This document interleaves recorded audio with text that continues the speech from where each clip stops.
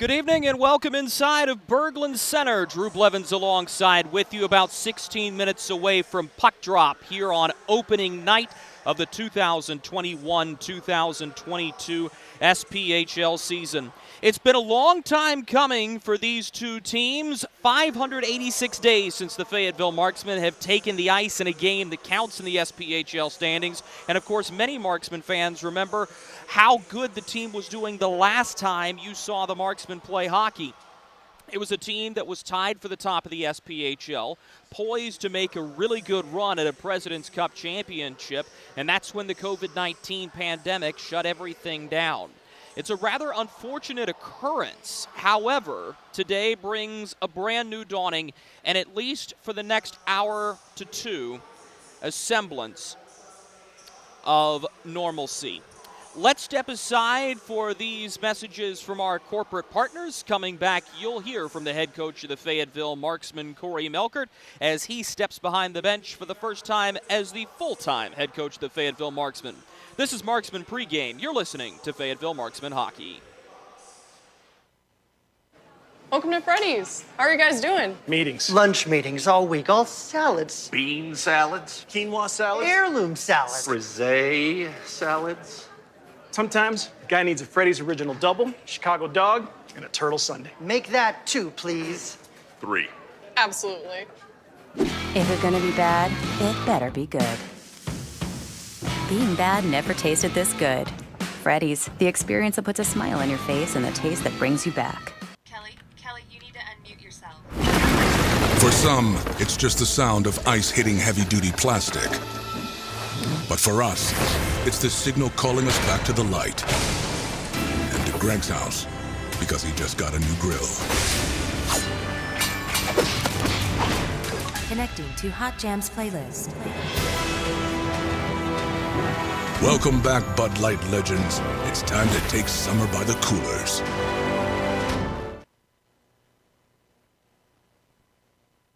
Hey, it's Goldie from Good Morning Fayetteville for St. Peter Pest Control. They've been doing my pest control services all summer, and it's been wonderful not to have to deal with ants or mosquitoes the last few months. All that money I saved in calamine lotion. Ray and Preston St. Peter show up, they spray outside, but they also do in-home pest control. So if you have roaches or, dare I say, rodents, they'll take care of them as well, because the last thing you need is unwanted visitors making a nest in your Christmas decorations up in the attic. Call St. Peter Pest Control. They send all your bugs and pests to see St. Peter.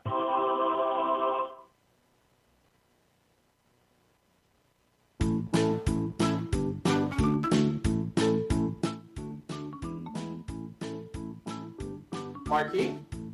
Carolina's Dentist offers the best in oral care and technology. Hope you're brushing twice a day like we discussed. And don't forget to make that 6-month appointment, okay? We'd like to keep those pretty white teeth looking good for you. Come experience positively different dentistry at Carolina's Dentist, the official dentist of the Fayetteville Marksmen.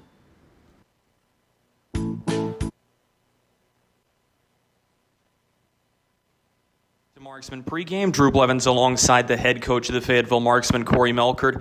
Coach, first of all, congratulations. We've made it back to hockey. Can you put into words your emotions on what it's like to be back playing a game that counts in the standings? Yeah, I don't think emotions can really describe it. I could barely sleep last night. I'm just excited to be back. Obviously, I'm excited for my first game here as a head coach, and a lot of positivity around the rink the last week, so excited to get it going. What's been the biggest difference for you stepping out of the assistant coaching role and stepping into the head coaching role for the first time in your career? I don't think, much has changed hockey-wise. You just have to put the time and effort in and, make sure you're prepared. I'm big on preparation. So, obviously a little bit more pressure, but, no excuses for me. And, just, like I said, excited to get going. This is a team that has a lot of new faces compared to the last time the Marksmen took the ice 586 days ago. What's something you're excited to see out of this youthful group that has a lot of NCAA products? Yeah, I think just going out there and watching them compete. Right now there's plenty of opportunity for younger guys to kind of step in tonight and, earn a roster spot. If I'm being honest, I think there's going to be some hockey players coming in here within the next week, so it's a really good opportunity for these young kids to kind of go out and seize the opportunity for sure, and I'm excited to watch them do that. And for the guys like Don Oliveri and Jarrett Cupp who have been around the league or have been around the team for a while, how much are you leaning on them to help show the rookies the way to play SPHL hockey? Yeah, guys like that are, certainly invaluable in this league, and, they're good to have around. I'll be leaning on them a lot. A guy like Shane Bednard and Tanner Fraze up front, I'll be leaning on those guys. Having those guys around the young guys is certainly important until we kind of get things settled down here. And you mentioned the name that's been stirring the news today, Shane Bednard signing his contract today, coming back to the Marksmen. What does it mean to have such a consistent goal-scoring producer back in your lineup tonight? Yeah, any day you get to add a guy like Shane, it's a positive day. Obviously he had a really successful campaign here as a rookie. He's coming off a 13-hour drive, but I have faith he's going to go out there and show well tonight. I want to shift focus to your opponent a little bit. The Roanoke Rail Yard Dawgs is a team you're familiar with. Dan Bremner, a longtime head coach in the league. You gave a quote yesterday talking about this was a team that played hard, got under your skin, and took on the personality of their coach. What did you mean by that, and how do you expect them to come out tonight? I expect them to come out really hard. Every time we come down here or they come to us, they compete really, really hard. It gives teams trouble because of how hard they work. Like I said, they take on the personality of their head coach. He played the game hard. I'm sure he coaches them hard. He's hard on them. I expect them, no difference. I expect them to come out here and compete. For us, we just have to match that compete level, and I think we'll be fine. They have two veteran netminders in their goal crease, and Henry Dill, who's played for the Rail Yard Dawgs for a while, and Cody Karpinski, who's had a long professional career. What's the key to solving veteran goaltenders, especially early in the season with a young offense? Yeah, pretty cliche, but let's just get some pucks to the net early. I think there's a lot of players in both these dressing rooms that haven't played hockey. So I think simple is going to be better today. I'm going to preach getting some pucks to the net and, hopefully get some traffic in front of them. If you were to say that there's one key to winning this hockey game tonight, what is it for your club? Compete. Plain and simple as that? Thank you. He's the head coach of the Fayetteville Marksmen, Corey Melkerd. We'll be right back with more Marksmen pregame after these messages. This is Marksmen Hockey. Hey you. Are you hearing this but not seeing this? You can change that. Follow along with the entire season of Fayetteville Marksmen Hockey on Hockey TV. Visit hockeytv.com/subscriptions and get the SPHL TV package to watch every single Fayetteville Marksmen road game this year. That's hockeytv.com/subscriptions. Something big is coming. Something so big, it'll change the world of chicken sandwiches. Zaxby's new signature sandwich with Zax sauce or new spicy Zax sauce, because the chicken sandwich war ain't over yet. The new signature sandwich. All the other little sandwiches can run along. We'll take it from here. Marksmen fans, you've waited over 18 months, but on Saturday, October 30th at 6 p.m., your Fayetteville Marksmen return to the Crown Coliseum. Join us before the game at the Crown Complex Plaza to enjoy our Halloween bash with trick-or-treating, games, and music. And then we take on the Macon Mayhem at 6 p.m. A post-game skate follows that Saturday night action. Skate to marksmanhockey.com and click the Tickets tab to secure yours today. Look at our yard. So many anthills everywhere. Did you know that a single ant can live to be 29 years old? Really? Well, what about a married one? Seriously? But really, we need to fix the yard. St. Peter Pest Control handles all your mosquitoes, ants, spiders, cockroaches, and even rodents. St. Peter Pest Control provides full home pest protection and consistent treatment of ants and mosquitoes in your yard, too. At St. Peter Pest Control, we send all your bugs to see St. Peter. Look at our yard. So many ants. We welcome you back inside Berglund Center, nearly 6 minutes away from puck drop here between the Fayetteville Marksmen and the Roanoke Rail Yard Dawgs. Let's go ahead and have a look at some of the nuances of this contest tonight. And I want to start in net for the Fayetteville Marksmen because this is an intriguing matchup. Jason Polowski is going to get the start. He's only played 2 games in a Marksman uniform, but spent the season last year alongside Max Milasek with the Huntsville Havoc. Polowski comes from Omaha, Nebraska, spent 4 years at the NCAA level with Minnesota State Mankato, where he's playing for the Mavericks. Talented netminder who's battled injury at the beginning of his pro career, and now a chance for him to assume the role of the #1 goaltender here in Fayetteville. Meanwhile, on the other side, the Roanoke Rail Yard Dawgs have Henry Dill going in net for them tonight. Dill is familiar to many of you who are North Carolina hockey fans. He spent the better part of the last 2 seasons with the Carolina Thunderbirds in the FPHL before he was called up in December of 2019. Really kept the Rail Yard Dawgs in the playoff hunt when the calendar shifted over to 2020. Austin Rodebush is expected to be one of the goaltenders here, but currently he is with the ECHL's Toledo Walleye. When you look at the Rail Yard Dawgs, this is a team that has a lot of experience in pro hockey, but not necessarily a lot of experience at the SPHL level from last season. In fact, 5 of their roster players spent an entire year in the FPHL with the Columbus River Dragons. Names like Mac Jansen, Matt O'Day, CJ Stubbs, all played for the River Dragons and ended up being regular season champions, winning the most games with the Rail Yard Dawgs. Fayetteville, however, is a youthful team, and there's a lot of question marks surrounding what the Marksmen have when it comes to the on-ice product. There's a lot of college kids that are making their first professional starts tonight. There are a lot of players that have played overseas in other professional leagues that are just going to get a taste of SPHL hockey this evening. Corey Melkerd is cautiously optimistic about what that means. There's not a lot of film on guys like Taylor Best or Carter Struthers. Instead, you're looking at a team that has played in organized systems at the NCAA level, that can score the puck. They have a lot of experience with high-level organized hockey, and for Melkerd, that's an important ingredient for success tonight. You heard him in his pregame interview talk about the compete level. When you've got a young team, sometimes it's better just to have a group that is scrappy and willing to go out there and work their you-know-what's off in order to win hockey games. That'll be put to the test almost immediately against a Roanoke team that likes to come out and hit you in the mouth. Let's step aside for these messages from our corporate partners. Coming back on the other side, we'll give you our keys to victory. This is Marksman Pregame. You're listening to Fayetteville Marksman Hockey on the Marksman Radio Network. Welcome to Freddy's. How are you guys doing? Meetings. Lunch meetings all week, all salads. Bean salads. Quinoa salads. Heirloom salad. Frisee salads. Sometimes a guy needs a Freddy's Original Double, Chicago Dog, and a Turtle Sundae. Make that 2, please. 3. Absolutely. If you're gonna be bad, it better be good. Being bad never tasted this good.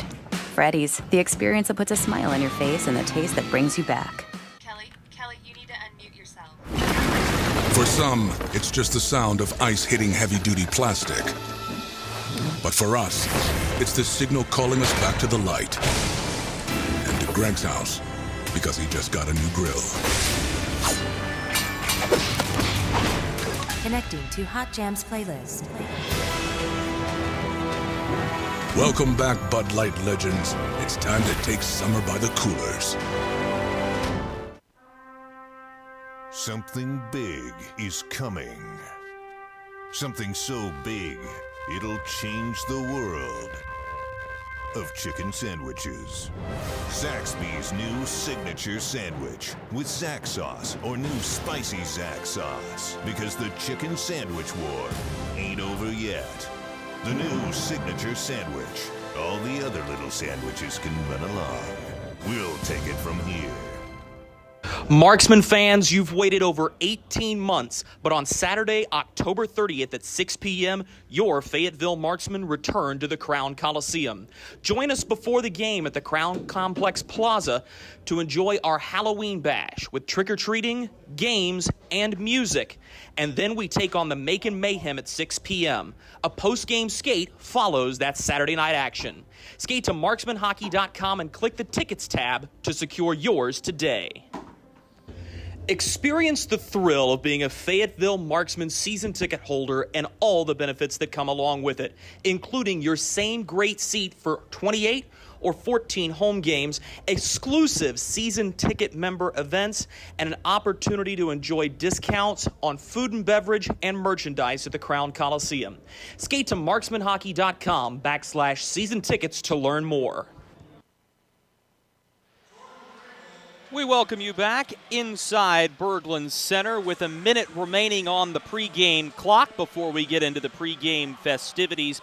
Promises to be a fun one, and of course, all of us feeling the same sense of anticipation and joy as we wait for the puck to drop here in Roanoke, Virginia. Let's go ahead and turn our attention to the keys to the game. And I may have to do a little bit of penalty killing on my own, as you may well have guessed, as we sit at 7:15 p.m. here. The game has been delayed. There has been no indication as to why, but we're going to try to extend this segment out as much as we can without droning on too much. We're going to start with your Fayetteville Marksmen, a team that is young, scrappy, and looking to embody that compete level that Corey Melkerd has harped on through training camp and into practice this week. And I think that's the number one key for Fayetteville today. You know this is a Roanoke team that is going to come out. They are going to hit you in the mouth early. You're not in a position where you really want to absorb and just try to survive in your defensive zone. There's got to be some form of pushing back and taking what Roanoke is giving you and throwing it right back into their face. Roanoke has often found themselves in a position where they're not often the most skilled team in the SPHL. They're just one of the hardest fighting teams in the NHL, and sometimes that will be a factor that can help you overcome a deficiency in certain skill levels.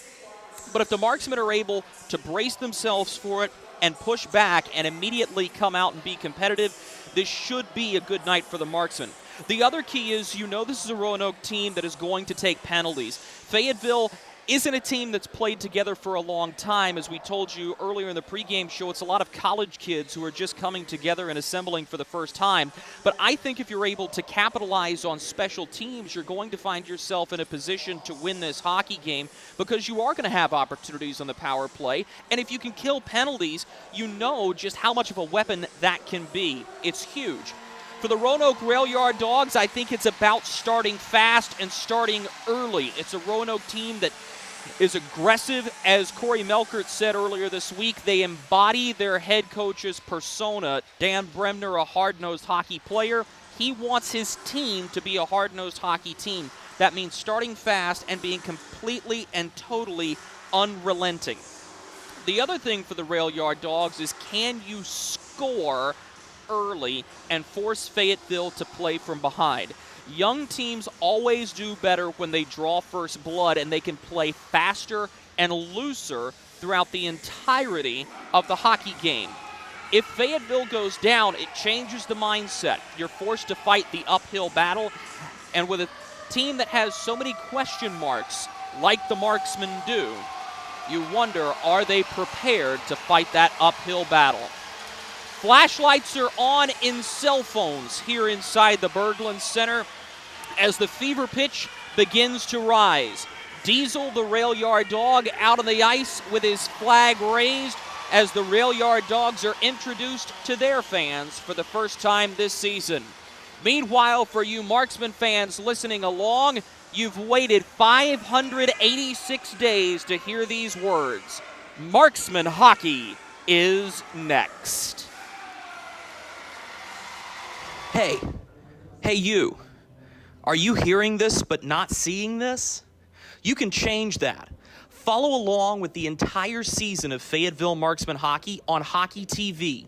Visit hockeytv.com/subscriptions and get the SPHL TV package to watch every single Fayetteville Marksmen road game this year. That's hockeytv.com/subscriptions.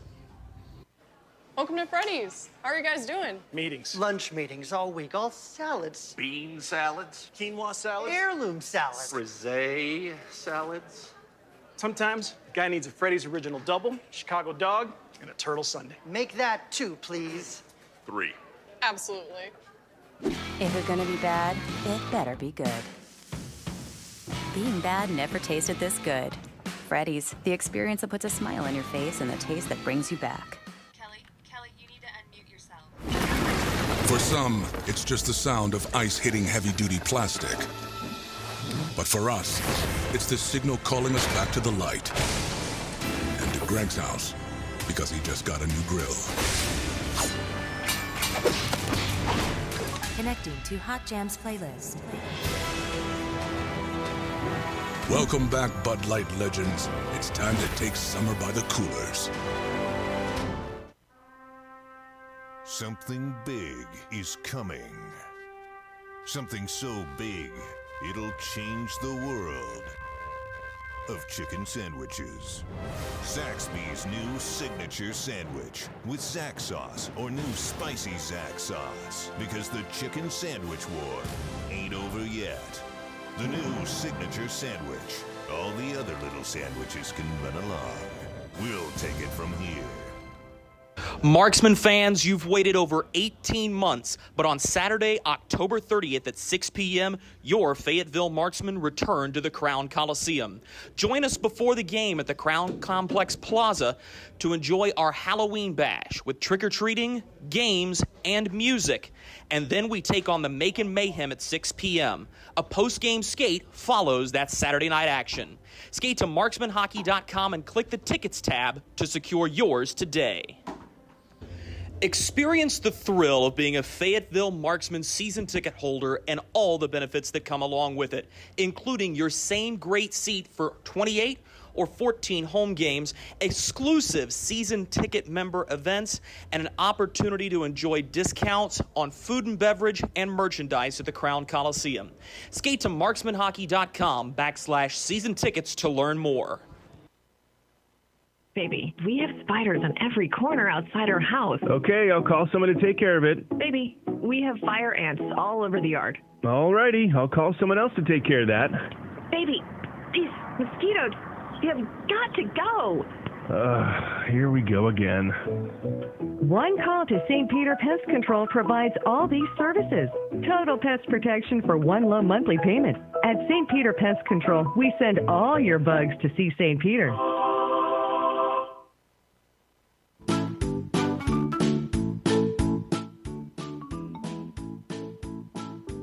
Marquis? Carolina's Dentists offers the best in oral care and technology. Hope you're brushing twice a day like we discussed. And don't forget to make that 6-month appointment, okay? We'd like to keep those pretty white teeth looking good for you. Come experience positively different dentistry at Carolina's Dentist, the official dentist of the Fayetteville Marksmen. Hey you. Are you hearing this but not seeing this? You can change that. Follow along with the entire season of Fayetteville Marksmen hockey on Hockey TV.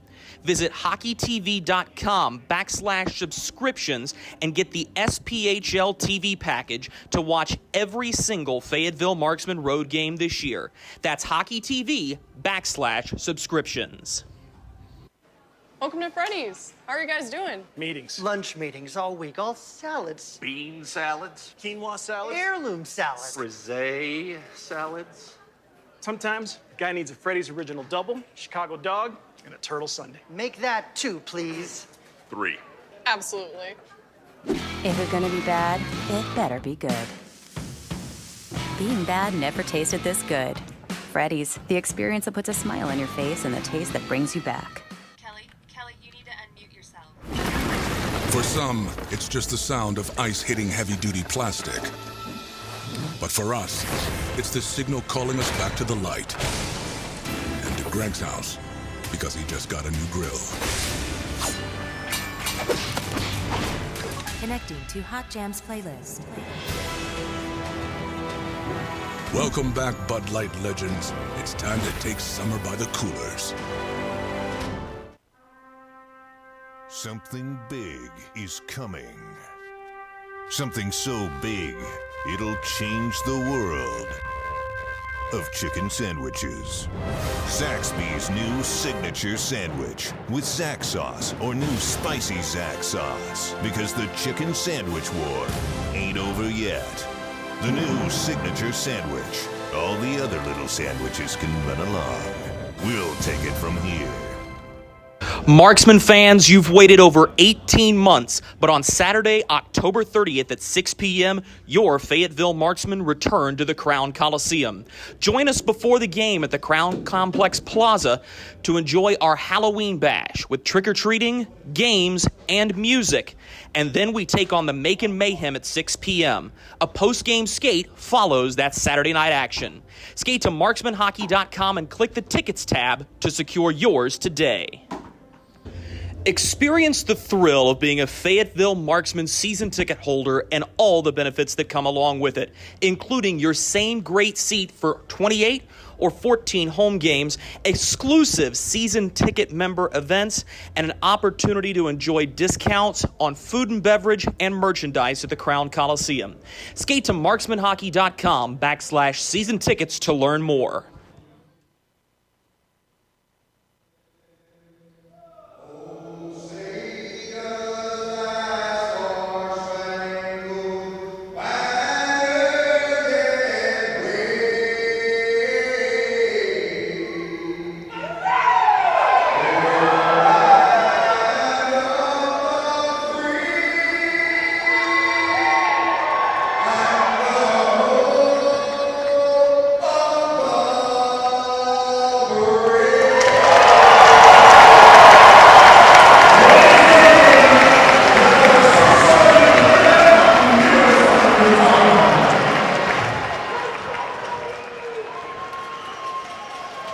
Welcome you inside the Berglund Center in Roanoke, Virginia, where tonight the Fayetteville Marksmen begin their 2021-22 regular season on night one for the Southern Professional Hockey League. Hi there, everybody. I'm Drew Blevins. Thanks for joining us on the Marksman Radio Network and Hockey TV. Delighted to have you with us for a contest that renews one of the East's best hockey rivalries. The Fayetteville Marksmen and the Roanoke Rail Yard Dawgs will face off 17 times this season, including the first two matchups for both of these teams during this SPHL calendar year. Let's go ahead and have a look at tonight's starting lineups. We'll start things off with the visiting team, that is the Fayetteville Marksmen.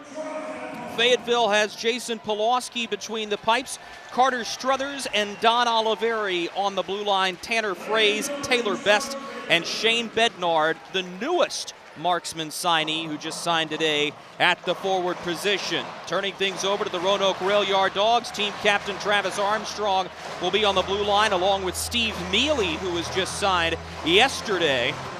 The forward line is CJ Stubbs, Jeff Jones, and Matt Beer.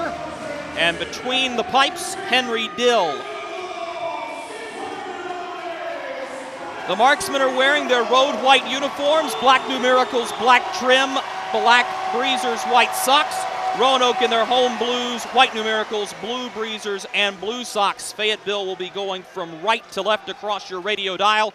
Sit back, relax, and enjoy this one from the Star City in Roanoke, Virginia. It's the Rail Yard Dawgs who have the puck in their own zone in the slot. Now move to the side for Stubbs, who will push it back for Mealy. Out to the far side, this is Travis Armstrong, trapped in his own zone, fires at the length of the rink. We'll get our first whistle. That'll be icing against the Rail Yard Dawgs. The faceoff will come back to the glove side of Henry Dill. We have a look at the starting goaltenders for tonight.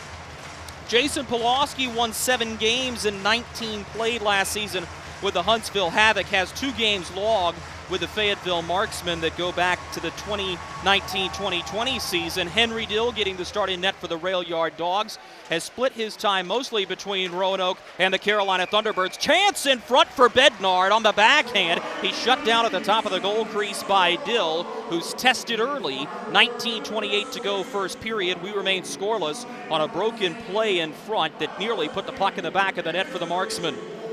Corey Melkerd, for the first time as the head coach, where he owns the title, he did fill in for Jesse Kalicki on a couple of occasions where Kalicki was suspended or ejected from a game, but now gets the opportunity to step behind the bench as the head man. His assistant coach is Jason Binkley, who is stepping behind the bench for the first time as an official assistant coach. Last year, he spent time on the bench with Pensacola. Marksmen have the puck at the far side attacking face-off circle. A good play to hold the line. Driven up the ice, could be a 2-on-1 as Brant Sherwood totes the puck into the attacking zone. Near side corner, he loops back behind the net, sends it up to the point, held for a moment before it's shot back down low by Carter Allen. A rolling puck taken by the Marksman in the near side corner. Allen all over his man. He's going to get a little bit of help from Mac Jansen, who drives in, knocked the puck free, but right to a Fayetteville Marksman. This is Don Oliveri, who will hold in the goaltender's trapezoid. 18:45 to go in the first period. Oliveri will call for a line change. Oliveri steps out to the far side of the net and delivers a pass out to the far wing. Carried into the zone and laid ahead, intended for Drake Glover. It's intercepted, and the Marksman will have to take over back at center. This is a veteran defenseman, Jarrett Cupp, who slides it to the far side of the rink ahead for Harrison Harper. He looks up ice as he tried to hit Matt McNair, who turned the puck over. Roanoke gives it right back at center. Now a chance for FX Girard driving down the near side boards. Girard runs after the puck, loses possession of it. Harrison Harper steps in at the far side boards to hold the line into the far corner. Roanoke's there to send it back around the far side boards. Picked up by Fayetteville. Chipped into the zone off the stick of Matt McNair and directly behind of Henry Dill. That's where the Rail Yard Dogs will go to chase. 2 minutes gone by in this first period. We remain scoreless, as thus far we've seen a lot of turnovers. And here's another icing against the Rail Yard Dogs after a sloppy pass coming through center was behind the red line. The face-off will go back to Fayetteville attacking ice. And it wouldn't surprise me if you're going to see this kind of pace of play, at least for the first 10 to 12 minutes of this hockey game. You got to remember, neither one of these teams played in the 2020-2021 season due to COVID-19 restrictions in the state of North Carolina and the state of Virginia. So for a lot of these guys, they're just trying to get their sea legs back under them, if you will. Here's a shot from the far side point, blocked in the way through as Fayetteville sent a bid toward the net. It was Don Oliveri. He'll take the puck back at the red line and shoot it behind of Henry Dill. Chasing after the puck is Taylor Best as he sweeps it into the middle, looking for Tanner Fraze, one of the veteran forwards on this Marksman team. Headmanned along by the Rail Yard Dogs, but given away as Stubbs couldn't hang on to possession, and Shane Bednard takes it for the Marksman. To the near side boards, his pass for Struthers intercepted. Now C.J. Stubbs curls the middle, one-timer, scores! A costly turnover in the middle, and Matt Beer has the first goal of the hockey game less than 3 minutes in. It's 1-0 Roanoke.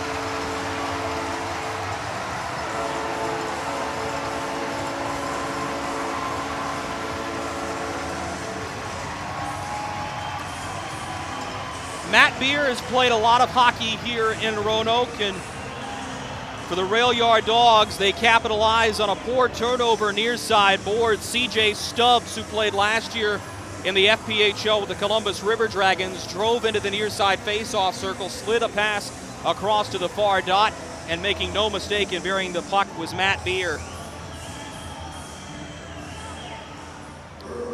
An even strength marker as Matt Beer opens the scoring for the Rail Yard Dogs. 1-0 Roanoke. Goal officially comes 2:35 into the first period. The assist from C.J. Stubbs. So the Marksmen back on their heels, and as we told you in Marksman pregame, this was something that Roanoke wanted to do. They wanted to come out and score early, and now the onus is on the Marksmen to respond. Wyatt Noski knocks it to the far boards, held on to for a moment by Ray Pagozzi. Behind the net, Carter Allen loses possession of the puck. A takedown as Drake Glover's on top of his man. Digging the puck out is Wyatt Noski. Holds far boards, delivers a pass to the far blue line, Jarrett Cupp. Now to Harper, his wrist shot off of his own man as it was blocked on the way through by Bryce Farrell out of East Amherst, New York. Harrison Harper's shot fought off by Henry Dill as he awkwardly kind of club hand at it with the glove. Pace will settle down as the Rail Yard Dogs will hold the puck directly in back of Henry Dill. This is Matt O'Day, another one of those 5 players who skated with the Columbus River Dragons last year. A little roller bounces into Polowski's chest. He'll melt it down and get a whistle with 16:13 to go in the first period. Jason Polowski is somebody that Corey Melkerd is excited about, played 4 years at Minnesota State Mankato. And right now, he's the number 1 guy in net. Stefano Durante did not make the trip, but Kyle Jesseman is backing up tonight. And you'll start to get a clear picture of what goaltending looks like here in the next 2 weeks. Faceoff was won by Roanoke. but Fayetteville takes over possession as Glover curls it to the far side attacking corner. Roanoke there to pull it away. This is skated up the far side boards, and a hard hit laid on to Christian Vela. Taken by the rail yard Dawgs, a low wrist shot, paddled away by Polowski. Into the near side corner, a little roller scooped up by Drake Glover. The Marksmen have numbers coming the other way. Glover holds at the near side boards, delivers a cross-ice pass as it's spun toward the net by Thomas Clayton. The shot goes wide. Fayetteville holds the rebound, though. Crafty play to keep it in by Sam Storman, but he gave it away at the far side corner. The rail yard Dawgs will backhand it through center. Storman touches back to his defensive mate, who was Clayton, and a near side pass for Shane Bednard springs the Marksman forward. His pass hopped over the stick of Tanner Fraze, and now a chance for Beer going the other way. It was a step offside. The clear-in attempt ricochets off Beer. He collects the puck, crossing the blue line of the near side boards, all the way into the near corner. He gives it away on a pass intended to go to the slot. It's stolen away by Taylor Best, who gives to Fraze. A headman look for Don Oliveri, the defenseman, jumping into the rush. A good back-checking play made by C.J. Stubbs to take it away. Brought ahead now by Beer, the goal scorer. He lays it out to the far side boards, where it was taken into the zone by Jeff Jones, but he was deemed offside. 14:55 to go in the first period. Rail yard Dawgs hold a 1-0 lead on a goal from Matt Beer. We'll be right back with more action after these messages. This is Marksman Hockey. Welcome to Freddy's. How are you guys doing? Meetings. Lunch meetings all week, all salads. Bean salads. Quinoa salads. Heirloom salad. Frisee salads. Sometimes a guy needs a Freddy's Original Double, Chicago Dog, and a Turtle Sundae. Make that 2, please. 3. Absolutely. If you're gonna be bad, it better be good. Being bad never tasted this good. Freddy's, the experience that puts a smile on your face and the taste that brings you back. First 5 minutes of this hockey game in Roanoke, Virginia, characterized by some sloppy passing through the neutral zone on both sides. The Roanoke rail yard Dawgs are able to take advantage of one of those passes. A turnover near side board. C.J. Stubbs assists on the goal to Matt Beer. 14:55 remaining in the first period. 1-0 Roanoke leads Fayetteville here at the Berglund Center. Game 1 of a 56-game set for the Marksmen. Ray Pagozzi gets railroaded on the way through by Allen as the Marksmen are in their own zone behind the goal line to pick up the puck. Up the near side boards, this is Noski. Laid it ahead as he was trying to spring Bryce Farrell. Taken off of his stick by Jansen, who dumps it in off the far side boards. In the goaltender's trapezoid, it's the Marksmen who take possession. Harrison Harper will slow the pace. Steps into a pass to Jarrett Cupp. He'll start his engine. A headman play up for Wyatt Noski. Fumbles the puck for a moment. Now shoved to his knees on a good play by Allen and swept to safety by Brantley Sherwood. More on him in a moment. Harrison Harper now to the far side boards and into the attacking zone. Goes to the far corner and lays a pass into the trapezoid as he was trying to hit McNair. Up to the point, a shot blocked. It ricochets out to center. Jarrett Cupp will win a foot race for it as he outpaces Nenadal, and now a collision as Cupp ran into Polowski, jostling the net from its moorings. And that was a collision at about 80% speed. Good to see both Cupp and Polowski skate away from that as we get applause with 13:58 to go in the first period. Brant Sherwood had an upper body injury that plagued him during the 2020-2021 season. So instead of playing alongside of his teammates in various locations throughout the FPHL and the SPHL, he actually took a job as the assistant coach next to Jerome Bichard with the Columbus River Dragons in the Federal Prospects Hockey League. Told me that he gained valuable experience and began to think about the game differently. And for any player that is serious about getting into coaching, having a mentor like Bichard, who's been around pro hockey in the SPHL with the old Columbus Cottonmouths, is invaluable experience as the rail yard Dawgs bring the puck in offside. 13:42 to go first period. And I think what you're going to see as well throughout the course of this season is there's also a learning curve here and a lot of experience to be gained by Jason Binkley, the assistant coach for the Fayetteville Marksmen. But perhaps unlike Sherwood, you've got a guy like Binkley who has played at the ECHL level with Fort Wayne, got a chance to play overseas in England as this is a backhander into the glove of Henry Dill all the way from center. There's a couple of words being exchanged between Thomas Clayton and Travis Armstrong. But you've got somebody like Binkley with that type of experience, and he's going to be able to pass that on to these players. And I think when you've got somebody who's not so far removed from their playing career that can be kind of that mentor, it's only going to help a club like the Marksmen. 13:27 to go in the first period. The face-off will be the glove side of Henry Dill. It's won initially by Bednard, but he gets tied up on the play by Jeff Jones as it's poked back behind the net, and Roanoke will break it out down the far boards. Scooped up by the Marksmen. Struthers turned it over. A good back-checking play made by Tanner Fraze. He plasters his man as a poor pass ricochets off the inside boards and all the way down to Henry Dill, who will set it on a tee for the rail yard dog captain, Travis Armstrong. Armstrong will look up ice. He starts to the left side of the net, carries it up the far side of the blue line, and now brings it into the attacking zone. A backhand pass by Jones. He was looking for Armstrong, but the puck's deflected and the Marksmen have it coming the other way. Brought into the zone, but Don Oliveri was a step offside at the near blue line. 12:47 to go first period. The score remains 1-0 rail yard Dogs. Don Oliveri stepping into a new role with the Marksmen. Didn't play last year as he was recovering from a medical procedure that he had, and told me he did a lot of rest and recovery, and that helped him get into a fresh state of mind for the season and allows him to embrace his new role as the oldest Marksman on this roster. Behind the net, a hard hit delivered right into the chops of Matt O'Day. This is going to be a penalty against the Marksmen as Henry Dill goes streaking to the bench. He's got to be careful not to take a too many men penalty as he stopped with 6. The rail yard Dogs may have gotten away with one there. Laid ahead by Brant Sherwood into the attacking zone. This puck will be taken and curled back by Brady Hepner. Up to the point now, Hepner near side wing. Below the goal line, Sherwood lays it across. He was looking for Jansen. Here's a wrist shot. Polowski pads it away, and Bryce Farrell touches the puck, and we'll have the game's first penalty. It will go against the Fayetteville Marksmen for that high hit back behind the net. Penalty comes with 12:11 remaining in the first period.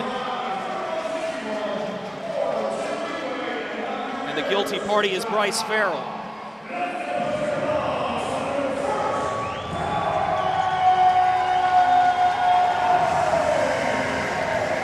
A roughing penalty against Farrell will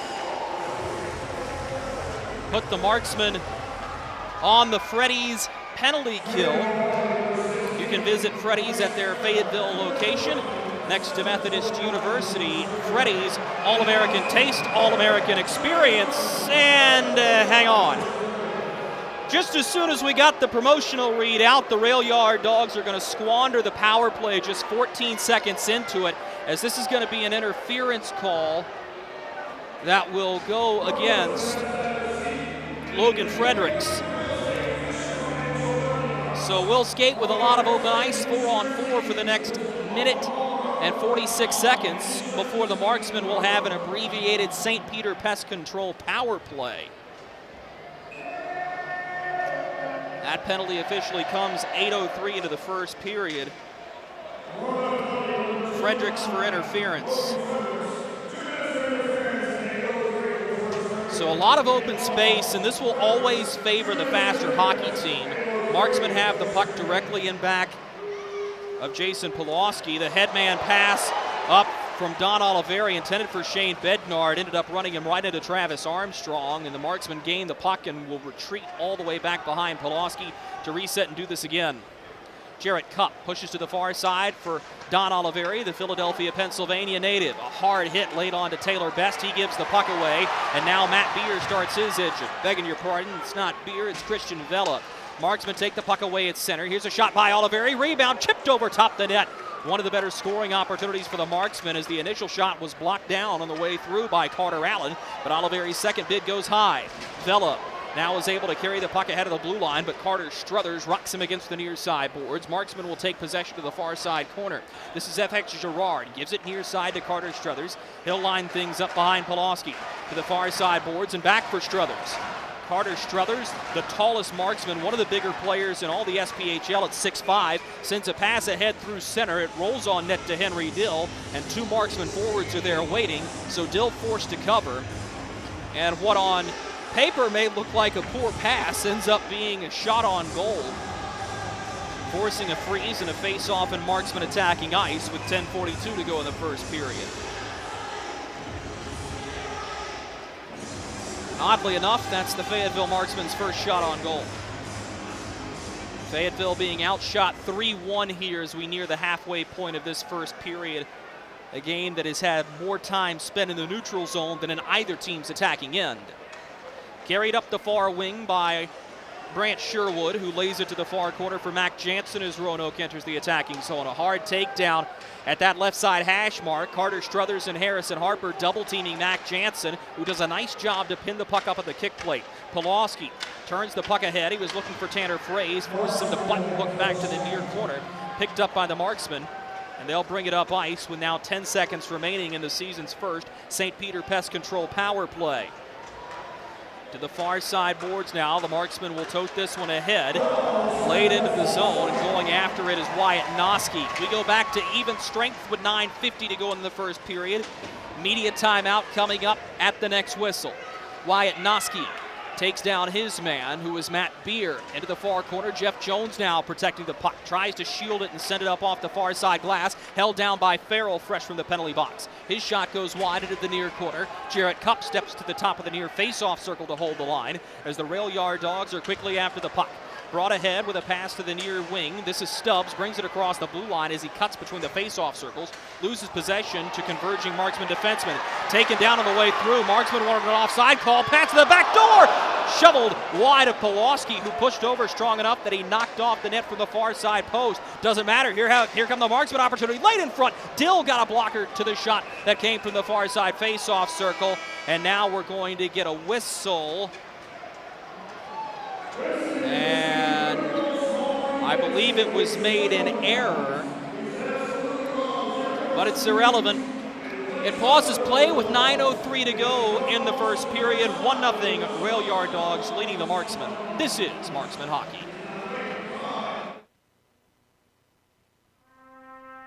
Something big is coming. Something so big, it'll change the world of chicken sandwiches. Zaxby's new signature sandwich with Zax sauce or new spicy Zax sauce, because the chicken sandwich war ain't over yet. The new signature sandwich. All the other little sandwiches can run along. We'll take it from here.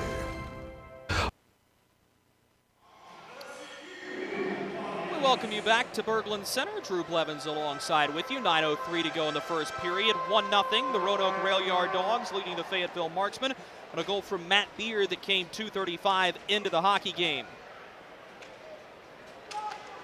Face-off is turned back by the Rail Yard Dogs deep into their own end. That'll force Steve Mealy to go get it. Mealy has bounced up and down between Roanoke and the Danbury hat tricks of the FPHL. Didn't see a ton of playing time last season with both Danbury and Roanoke having to forego their seasons due to the COVID-19 pandemic. Rail Yard Dogs will hold the puck into their attacking zone. It's picked up behind the net and held on to by Nenadal. To the point, shot blocked on the way through. It nearly sprung Nenadal for a chance at the far side goal post. And now Shane Bednard onto the puck here for the Fayetteville Marksmen.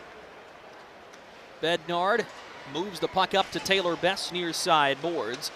Chasing after it is Armstrong, who blew a tire but recovers and delivers a pass behind the net to Sean Leonard, getting his first shift of the night. Turned it over at the far boards. Marksmen have a chance, but Glover pushed it wide for FX Girard, who has camped out on the back door. Now a chance to Jarrett Cupp from the near side face-off circle. Off his skate to his stick, he couldn't corral for his shot. Sean Leonard recuperating on his own error. Slides a pass up through the middle to Vizzo, who moves it ahead.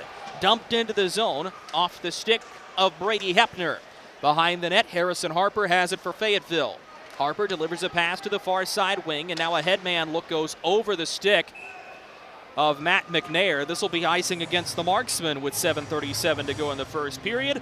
Roanoke still leads 1-0. We talked about this as one of our keys to victory in the pregame show, but the Marksmen being able to absorb an early attack and push the game right back in the Rail Yard Dogs' face. Ever since giving up that first goal, it's been much more evenly battled, but the Marksmen are looking to push through in the attacking zone and find a way to get a quality scoring opportunity against Henry Dill. This is pushed up by C.J. Stubbs near boards attacking zone. His pass knocked down by Harrison Harper, who finishes Stubbs cleanly into the end wall. Tries to break it out the far side boards. Stubbs holds down the fort at the near corner, and now it'll be brought ahead by the Marksmen. Pushed into the middle by Pagozzi. He gives it away. Stubbs ahead for Carter Allen. A wrist shot into the chest of Polowski, who gives no rebound. 7:03 to go first period. 1-0 Rail Yard Dogs, who are outshooting Fayetteville 6-1. Jason Polowski on top of his goal crease there. That's a tough save to make because you're expecting the puck to get out of the zone. Everybody's going that way. Pagozzi fumbles with a bouncing puck, and that's a strong shot that comes from behind Pagozzi, and Polowski not only able to fight that off, but catch it against his chest and make the save. Rail Yard Dogs will get to the puck at center ice. Pushed back onto the blue line, and now to the near side boards. It's carried into the zone by Vizzo. He takes a hit to make a play. Backhander put on net by Logan Fredericks, and it's cut down by Polowski, who freezes the puck on the near goal post. Corey Melkerd and Jason Binkley standing at opposite ends of the bench, along with Ryan Sanford, the equipment manager, and Kyle Sherrill, the head athletic trainer for the Marksmen. It's a well-organized group, and the coaching staff is tight-knit. The team is tight-knit. Corey Melkerd's excited about this bunch. Bednard avoids a body check, holds at the blue line, now cuts in at center from the center ice face-off circle, lofts in a backhander that'll be melted down by Henry Dill. Dill coming out of Utica College once upon a time ago, and it seems like forever ago, in 1920, he was the SPHL goalie of the year, or goalie of the month in February, brought to you by Warrior. And a lot of the reason was he came into a struggling Rail Yard Dogs team that year, took the helm in the goal crease, and really didn't relinquish it. This was a Rail Yard Dogs team that was struggling between the pipes after Jacob Caffrey was injured. And then Henry Dill came in and all of a sudden pushed him right back into the playoff race. Marksmen will hold possession of the puck in the near side attacking zone corner. Taylor Best loses it. This one sent sky high over Sam Storman's head. It will make the goal line. This is icing against the Dogs with 6:04 to go in the first period.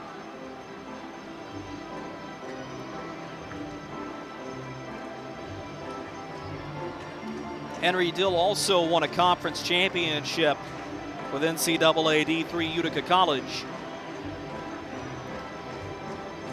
So the face-off will be to his blocker side. Sherwood against McNair. Brant Sherwood wins it with a little experience. So now the puck's taken to the far side boards. Travis Armstrong wants to settle the pace in back of Dill. Standing in the goaltender's trapezoid, 5:50 to go first period. Matt Beer's goal is the difference. It's 1-0 in favor of the Rail Yard Dogs. This is Harrison Harper, who's upended behind the net. Sherwood with a backhand pass that goes off the outreached paddle of Polowski, and the Marksmen clear it. This is an oscillating puck that grows just enough legs to cross the goal line by the near side goalpost of Henry Dill. Icing against Fayetteville with 5:33 to go in this first period.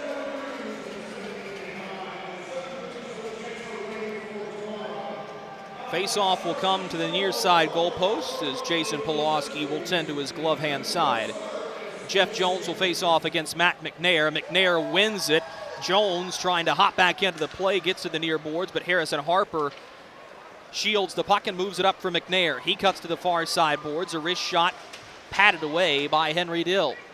Into the near side corner now. Carter Allen battling for possession of the puck. Fayetteville comes away with it. Jarrett Cupp, he's got a howitzer, fires a shot, tipped on the way through by Pagozzi, but he pushed it wide. Roanoke regains possession of the puck. This is Matt O'Day. Gives to C.J. Stubbs on the near side half wall. Brought ahead and pulled to Jeff Jones, who cuts to the far boards. At the hash mark, he turns and fires. Caught up against the blocker side shoulder of Jason Polowski, and that will take us to immediate timeout.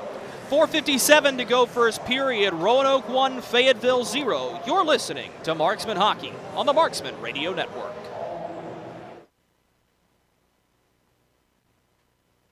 Look at our yard. So many anthills everywhere. Did you know that a single ant can live to be 29 years old? Really? Well, what about a married one? Seriously? But really, we need to fix the yard.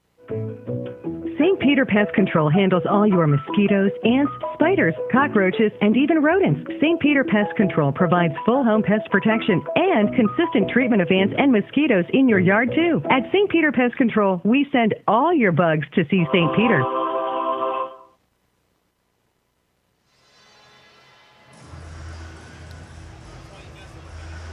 Well, that's a much-needed reprieve for the Marksmen, who had kind of gotten caught back on their heels in that last segment of play. 4:57 to go in the first period. 1-0 Roanoke leading Fayetteville. Matt Beer's goal, 2:35 into the first period, is the difference. Face-off to the blocker side of Jason Polowski is fought for and eventually won by the rail yard Dawgs. From the far boards, a backhand pass through the middle intended for Fredericks is taken away, and the Marksmen have a chance. 3-on-2 the other way. Right up Broadway, Bednard pushes wide. Here's a shot through the slot that goes wide of everybody, including the crashing stick of the far side defenseman Sam Storman, who jumped up into the rush. Now Fredericks behind the net. Turns and looks for a wraparound. Bednard shields him away. A bouncing puck will be corralled on the near board, and a punishing hit by Sam Storman. This puck is sent up and out of play. And now we've got to see if this is going to be a delay of game penalty. Did it hit anything on the way out? It did not. A tough break as Sam Storman will head to the penalty box for delay of game. The puck over the glass. And a power play coming for the rail yard Dawgs with 4:23 to go in the period.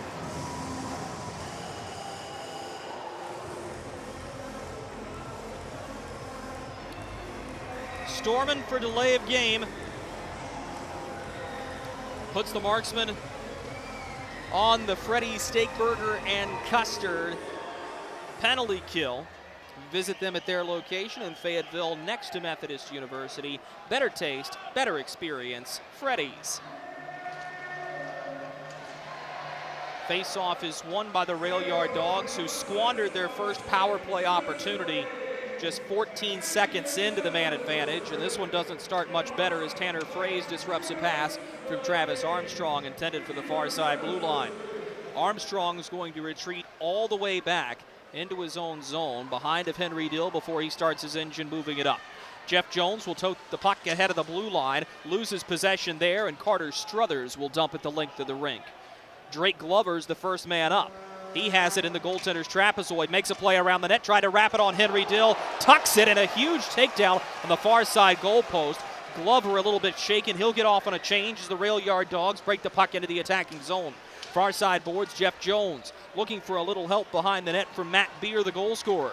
Beer on his backhand, shovels it up for the captain Armstrong. Back to the near side boards, held on to, and eventually shot on net by Billy Vizzo. The far boards, Roanoke settling the pace. Armstrong has it. He winds and fires a shot, tipped wide of the near goal post. Fayetteville the first team to it, and the Marksmen send it the length of the rink with a little bit of help off of a ricochet from Vizzo's stick. New penalty kill unit coming out for the Marksmen. 40 seconds remaining in the kill, 3 minutes remaining in the first period. 1-0 Roanoke in the driver's seat, looking to extend the lead on this man advantage. Carried into attacking ice by Allen. But there were a couple of rail yard Dawgs who had happy feet and were offside, so the faceoff will come back out to center. Good crowd on opening night here at Berglund Center. We remind you the Marksmen will next take the ice back here a week from today at 7:05 p.m. You can catch that one on Hockey TV and right here on the Marksmen Radio Network as well. We thank you for listening along. 2:54 remaining in the first period after a false start off the puck drop, and this will send Vizzo, the center, to the inside wing as he's thrown out of the face-off circle. Mac Jansen's got to be careful here. If you take a pair of false starts on a face-off, it's a delay of game penalty, and he nearly did. I've only seen that called once in my time covering hockey. Officials will normally be lenient with you on that second false start. Dumped in by Vizzo behind the net. Picked up by Polowski, shot it off of his own man, nearly trouble. But eventually it's taken by Tanner Fraze and backhanded out to the safety of center. Carter Allen dumps it right back in. 5 seconds remaining on the man advantage for Roanoke. Fayetteville clears it all the way down. And the Freddies penalty kill is 2 for 2 for the Marksmen this season. Hard collision at center as Don Oliveri is going to get another shove back. Physicality starts to intensify here. Brantley Sherwood curls it into the middle, behind of everybody. Delayed penalty upcoming. Henry Dill's going to touch this puck. This is going to be a penalty. It's going to be a slashing call. The question is, who's the guilty party? It's Don Oliveri.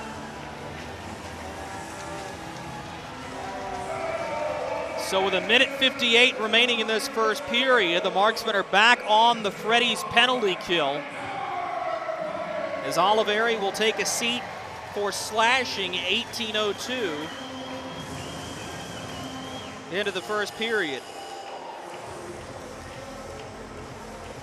And that all stemmed from an inadvertent collision at the Marksman defensive blue line as Oliveri was coming off on a change, as he ended up running into Brady Hepner.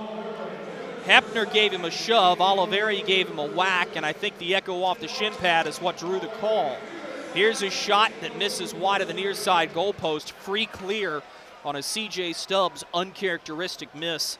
Stubbs and Jansen were two prolific scorers last year in the FPHL with the Columbus River Dragons. Of course, you take the step back up here, the goals don't come quite as easily. Dumped into the far corner boards. Brady Hepner the first there to it. Gives up for Carter Allen, who pushes down toward the near corner. Stolen away by Harrison Harper. He lofts this one the length of the rink down the far boards, forcing Henry Dill to come out and play it. Roanoke's power play has been less than impressive.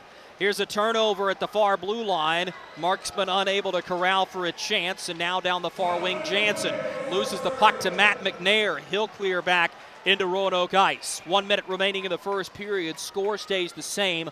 1-0 Rail Yard Dogs leading the Marksmen on Matt Beer's goal less than 3 minutes into the contest.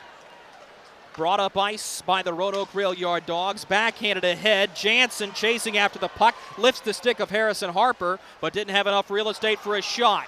Drake Glover nearly was sprung on a shorthanded chance on a bouncing pass that eluded the stick of Carter Allen, but was too gassed and has to get off on a change. Fresh unit out for the Marksmen. Carter Struthers intercepts the breakout pass at the blue line and sends it back down the near wing. Here's the regroup effort as Nenadal jumps it in. Marksman take it away in the near corner. Pass through the slot, intercepted as Vizzo turns up ice, unable to find a friendly face to pass to. Brant Sherwood with a little bit of help tries to roof it on the near side. Sherwood has his own rebound, a second to go in the period to the point. Armstrong looked to wind and fire but could not get it off in time. That is where the opening period of hockey ends. Chances on both sides. Shots on goal favor the Rail Yard Dogs by a count of 9-3 through the first period of play. We'll step aside for these messages from our corporate partners, and we'll be right back with our first period intermission report. This is Marksman Hockey.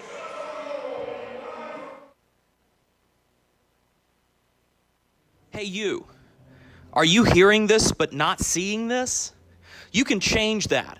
Follow along with the entire season of Fayetteville Marksmen Hockey on Hockey TV.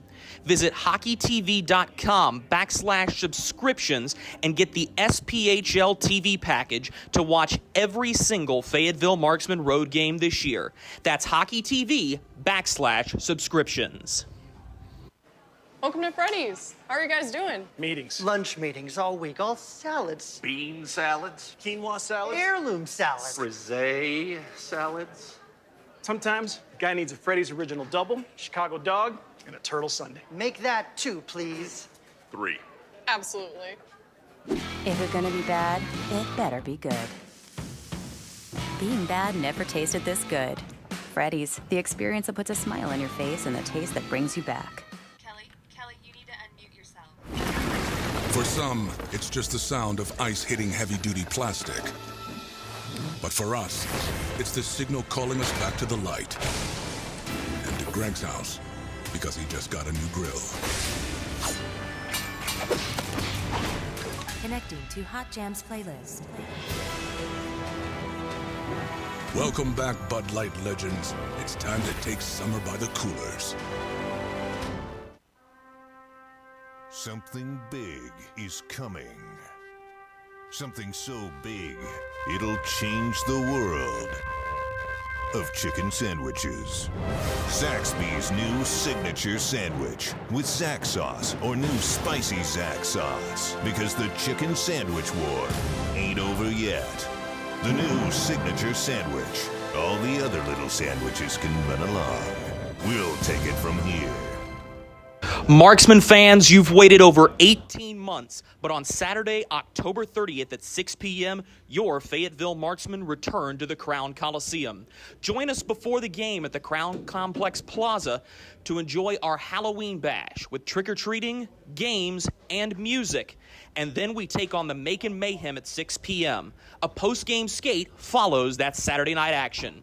Skate to marksmanhockey.com and click the Tickets tab to secure yours today.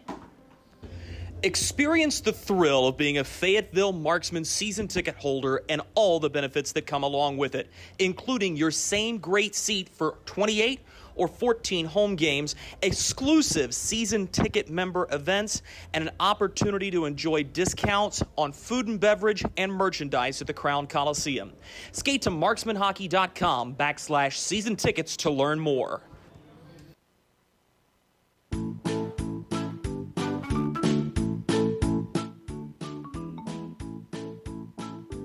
Marquis? Carolina's Dentist offers the best in oral care and technology. Hope you're brushing twice a day like we discussed. And don't forget to make that 6-month appointment, okay? We'd like to keep those pretty white teeth looking good for you. Come experience positively different dentistry at Carolina's Dentist, the official dentist of the Fayetteville Marksmen.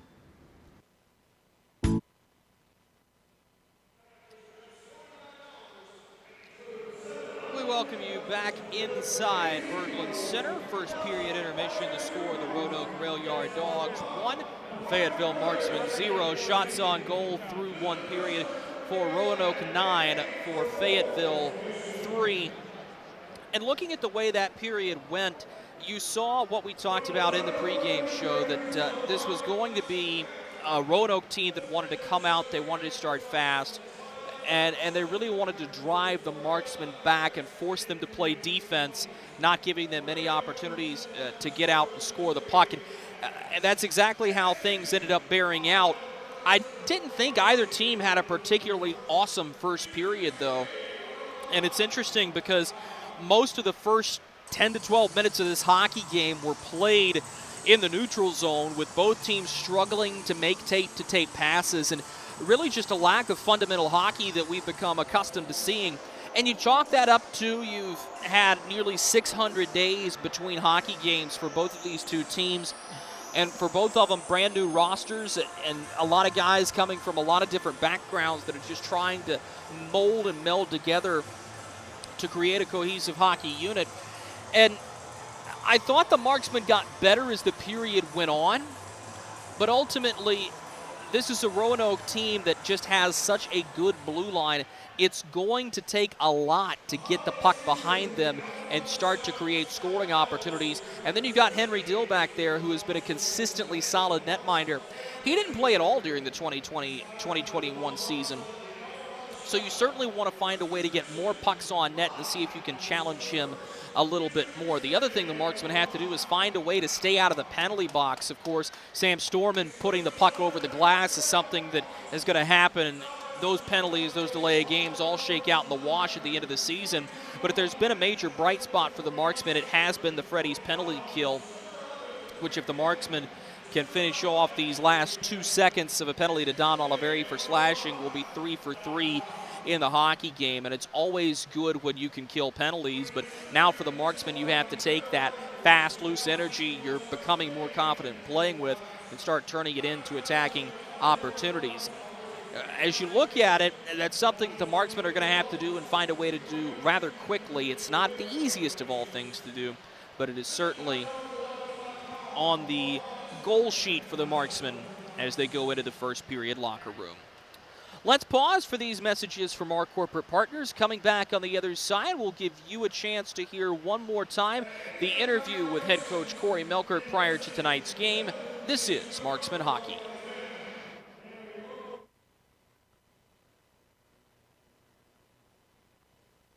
Look at our yard. So many anthills everywhere. Did you know that a single ant can live to be 29 years old? Really? Well, what about a married one? Seriously? But really, we need to fix the yard. St. Peter Pest Control handles all your mosquitoes, ants, spiders, cockroaches, and even rodents. St. Peter Pest Control provides full home pest protection and consistent treatment of ants and mosquitoes in your yard, too. At St. Peter Pest Control, we send all your bugs to see St. Peter.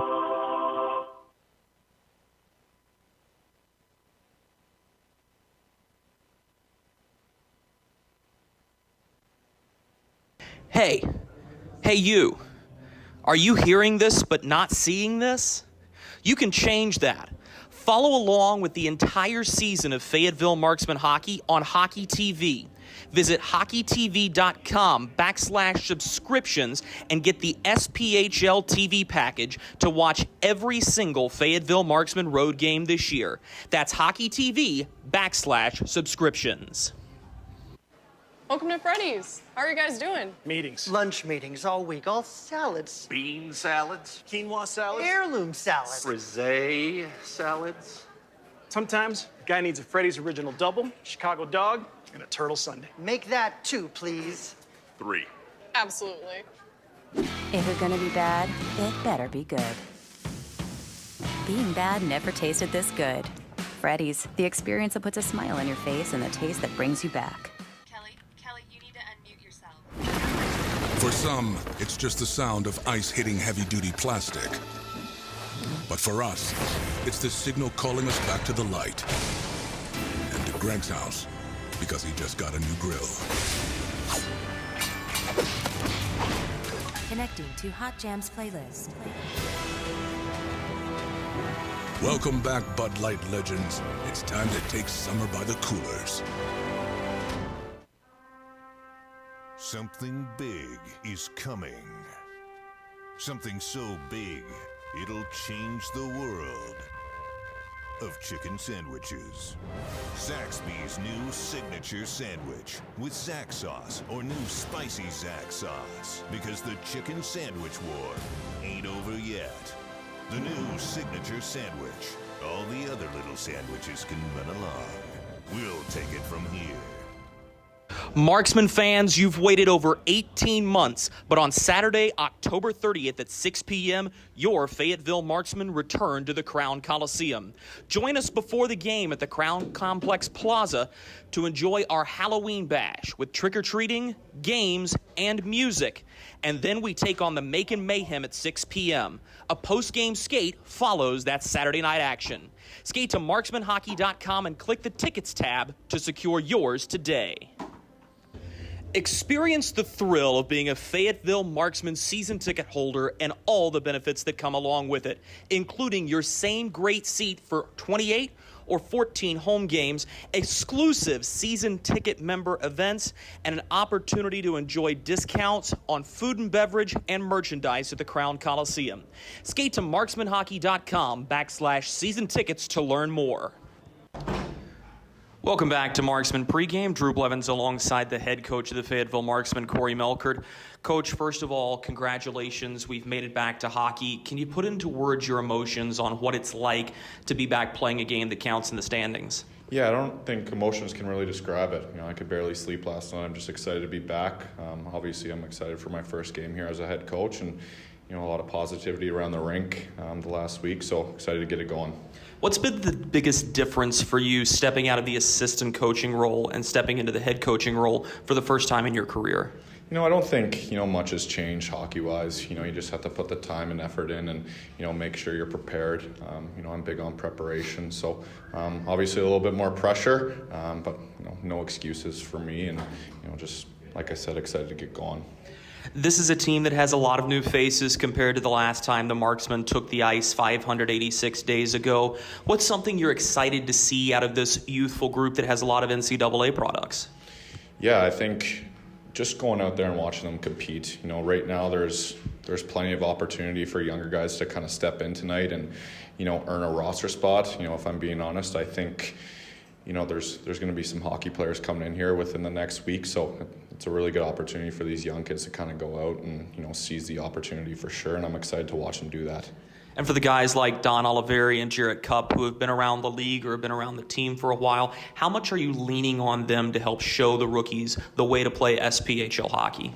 Yeah, guys like that are certainly invaluable in this league, and they're good to have around. I'll be leaning on them a lot. A guy like Shane Bednard and Tanner Fraze up front, I'll be leaning on those guys. Having those guys around the young guys is certainly important until we kind of get things settled down here. And you mentioned the name that's been stirring the news today, Shane Bednard signing his contract today, coming back to the Marksmen. What does it mean to have such a consistent goal-scoring producer back in your lineup tonight? Yeah, any day you get to add a guy like Shane, it's a positive day. Obviously he had a really successful campaign here as a rookie. He's coming off a 13-hour drive, but I have faith he's going to go out there and show well tonight.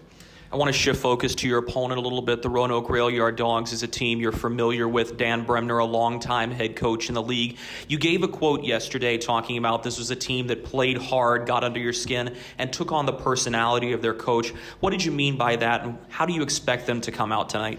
I expect them to come out really hard. Every time we come down here or they come to us, they compete really, really hard. It gives teams trouble because of how hard they work. Like I said, they take on the personality of their head coach. He played the game hard. I'm sure he coaches them hard. He's hard on them. I expect them, no difference. I expect them to come out here and compete. For us, we just have to match that compete level, and I think we'll be fine. They have two veteran netminders in their goal crease, and Henry Dill, who's played for the Rail Yard Dawgs for a while, and Cody Karpinski, who's had a long professional career. What's the key to solving veteran goaltenders, especially early in the season with a young offense? Yeah, pretty cliche, but let's just get some pucks to the net early. I think there's a lot of players in both these dressing rooms that haven't played hockey. So I think simple is going to be better today. I'm going to preach getting some pucks to the net and, hopefully get some traffic in front of them. If you were to say that there's one key to winning this hockey game tonight, what is it for your club? Compete. Plain and simple as that? Thank you. He's the head coach of the Fayetteville Marksmen, Corey Melkerd. We'll be right back with more Marksmen pregame after these messages. This is Marksmen Hockey. Kelly, you need to unmute yourself. For some, it's just the sound of ice hitting heavy-duty plastic. But for us, it's the signal calling us back to the light. And to Greg's house, because he just got a new grill. Connecting to Hot Jams playlist. Welcome back, Bud Light legends. It's time to take summer by the coolers. Something big is coming. Something so big, it'll change the world of chicken sandwiches. Zaxby's new signature sandwich with Zax sauce or new spicy Zax sauce. Because the chicken sandwich war ain't over yet. The new signature sandwich. All the other little sandwiches can run along. We'll take it from here. Marksmen fans, you've waited over 18 months, but on Saturday, October 30th at 6 p.m., your Fayetteville Marksmen return to the Crown Coliseum. Join us before the game at the Crown Complex Plaza to enjoy our Halloween bash with trick-or-treating, games, and music. And then we take on the Macon Mayhem at 6 p.m. A post-game skate follows that Saturday night action. Skate to marksmanhockey.com and click the Tickets tab to secure yours today.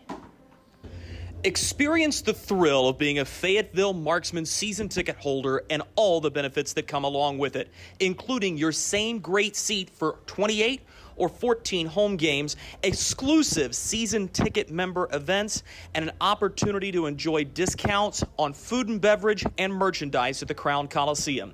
Skate to marksmanhockey.com/season tickets to learn more.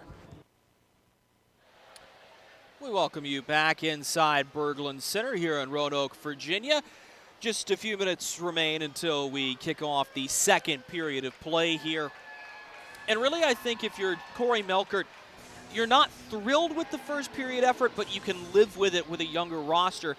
I think the Marksmen have done a nice job of surviving what could very well be the worst of the Roanoke attack. And now getting a break like this, you know exactly what's coming at you. You've got a period of pro hockey underneath your belt. Now it's your job to take what you've learned and start to throw it back on the attack and start getting shots onto Henry Dill and making him work harder than he had to work in the first 20. For Dan Bremner and company, the message is very, very simple. Keep on keeping on and add a little bit more spice to this hockey game. I don't think Bremner was particularly thrilled with the lack of physicality that he saw in the first period, but he needs his team to insert themselves automatically in this second period and start throwing the body around a little more to prevent Fayetteville from having a will to start going to the dirty areas to attack. That'll do it for us in our first period intermission report. Coming up on the other side, it's puck drop for period number 2. This is Marksman Hockey.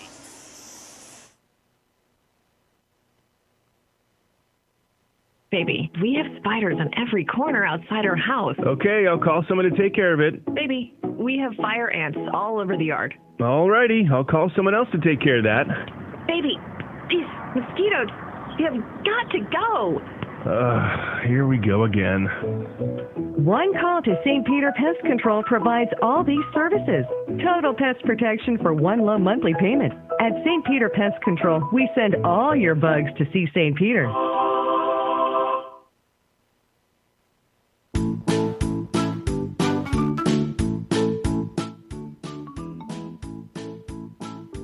Marquis?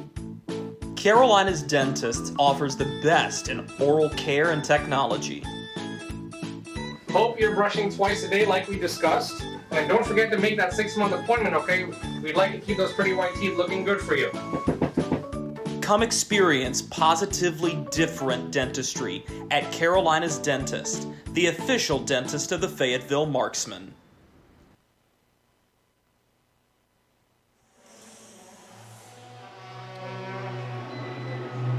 Nearly ready to go here for period number 2 from Berglund Center in the Star City of Roanoke, Virginia.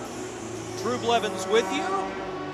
Matt Mears' goal, 2:35 into the first period, assisted by C.J. Stubbs, is the difference maker in this one so far, as the teams will switch ends.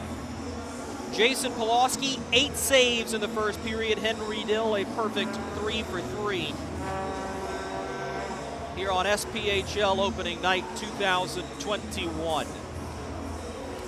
I tell you, it's been something special to be here and interact with the fans. I had a chance to see a couple of Marksman fans who had made the drive from Fayetteville, happy to be back in a building and watching their team play live hockey. Of course, we remind you the Marksmen open up at home Saturday, October 30th at 6 p.m. against the Macon Mayhem.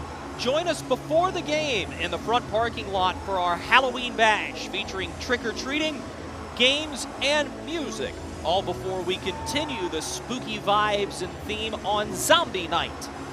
That's October 30th at 6 p.m. Skate to marksmanhockey.com and click the single game tickets tab to get your tickets today. Don Oliveri will begin the period in the penalty box. Has 3 seconds officially left to serve in the penalty, although it's really more like 2.25. We're getting a rather long delay. The lights are back on here, and I'm not particularly sure what we're waiting for. It does look like there may be some wet spots still on the ice from the Zamboni, but everybody's kind of milling around trying to keep the legs warm.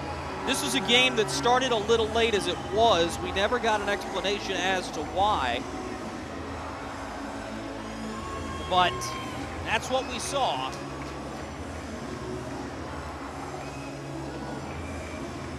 So we told you at the top of the broadcast, the Marksmen and the Rail Yard Dawgs, really healthy rivalry. Fayetteville really kind of took advantage of the series in 1920. But you're going to get to see a lot of the rail yard dogs and follow along when the Marksmen are on the road. 17 meetings between the two teams coming up this year as we are underway, and Matt Beerson's a backhander wide of the net. Here's a shot through traffic. Good eyes by Polowski to swallow it as we go back to even strength on the bid from Sean Leonard. I also think you're starting to see Jason Polowski find a little bit more of a groove. The goaltending position is critical on timing, and you wonder if that delayed start ended up having a home man advantage effect in the first couple of minutes. As Polowski got beat on the 2-on-1 in tight off a turnover. Here's a shot over top the crossbar that ricochets to the far boards. Leonard backhands it below the goal line, looking for Matt Beer. In front, Jeff Jones now tried to tuck it on the near post. Polowski had the blocker down and ready, and now the Marksmen turn to go on the attack. Down the near side boards, turned over to Travis Armstrong. Now Shane Bednar takes it. He shoots it off the shin pad of Armstrong. It ricochets to the far boards for Jeff Jones, who has it at center. Drops a pass back. It'll be scooped ahead by Sean Leonard. He gives it all the way up as Matt O'Day joins into the rush. O'Day trips, loses the puck, and now Tanner Fraze pushes it to the near side for Jarrett Cupp. Cupp dumps it into the zone as the Marksmen will get off on a line change, while the rail yard dog captain Travis Armstrong will hold in the goaltender's trapezoid behind his own net with 1 minute and 15 seconds gone by in this young second period. Hard hit, Struthers missed it.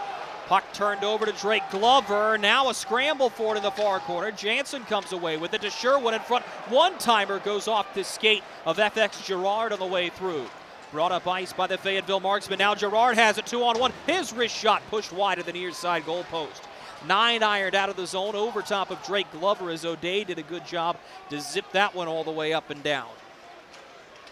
O'Day now.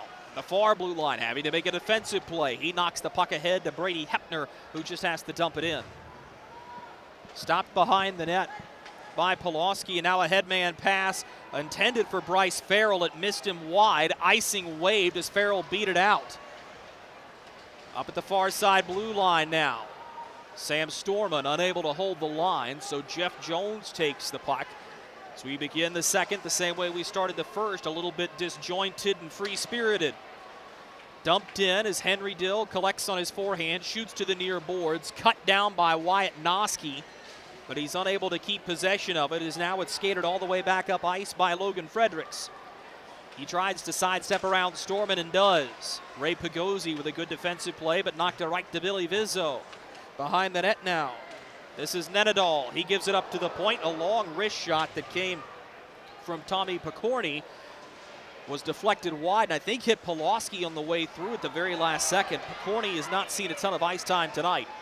Tommy Picorni, though, collects the puck in his own zone, backhands out to the far side boards. A headman pass is chopped down. Fayetteville's got to get onside. They do. Carried into the zone, toe dragging, looking to make a play. Is Best curls into the middle looking for Tanner Fraze. The pass bounces off his forehand. He regains possession. Backhands to Storman. Shot through traffic. Deflected on the way through. Loose rebound. Fayetteville's got it. Here's a wrist shot. Shut down. Now over top the crossbar. The best scoring chance of the hockey game so far for Fayetteville. Misses by a hair over top the crossbar on the scramble right in front of the goal crease. The puck is cleared out of play into the Fayetteville bench. 16:39 to go second period. A golden opportunity for the Marksmen. And Henry Dill, with help from converging defense, is able to make the save. And that's where Fayetteville wants to be, right there in the slot. You don't get a lot of pucks possessed in that area.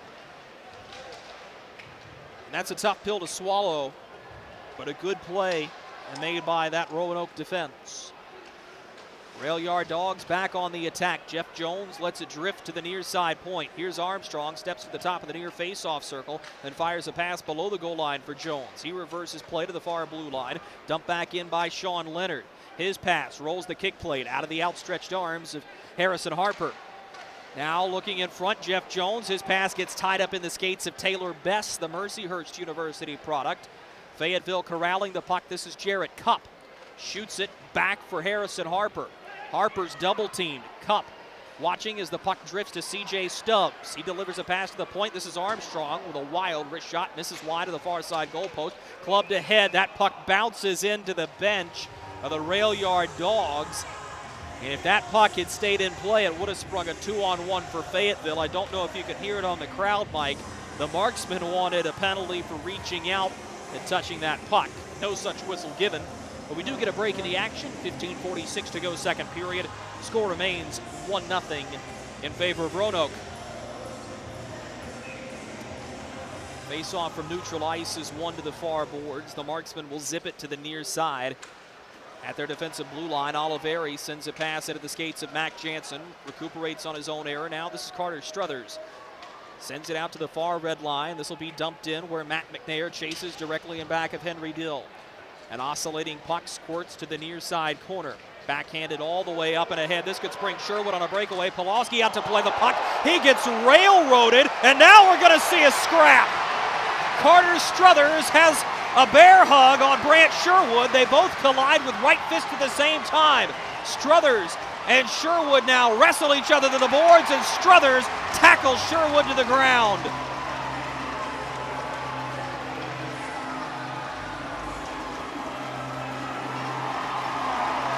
It's one of those fights that has to happen after your goaltender gets railroaded, and both Carter Struthers and Brant Sherwood will take a seat for fighting.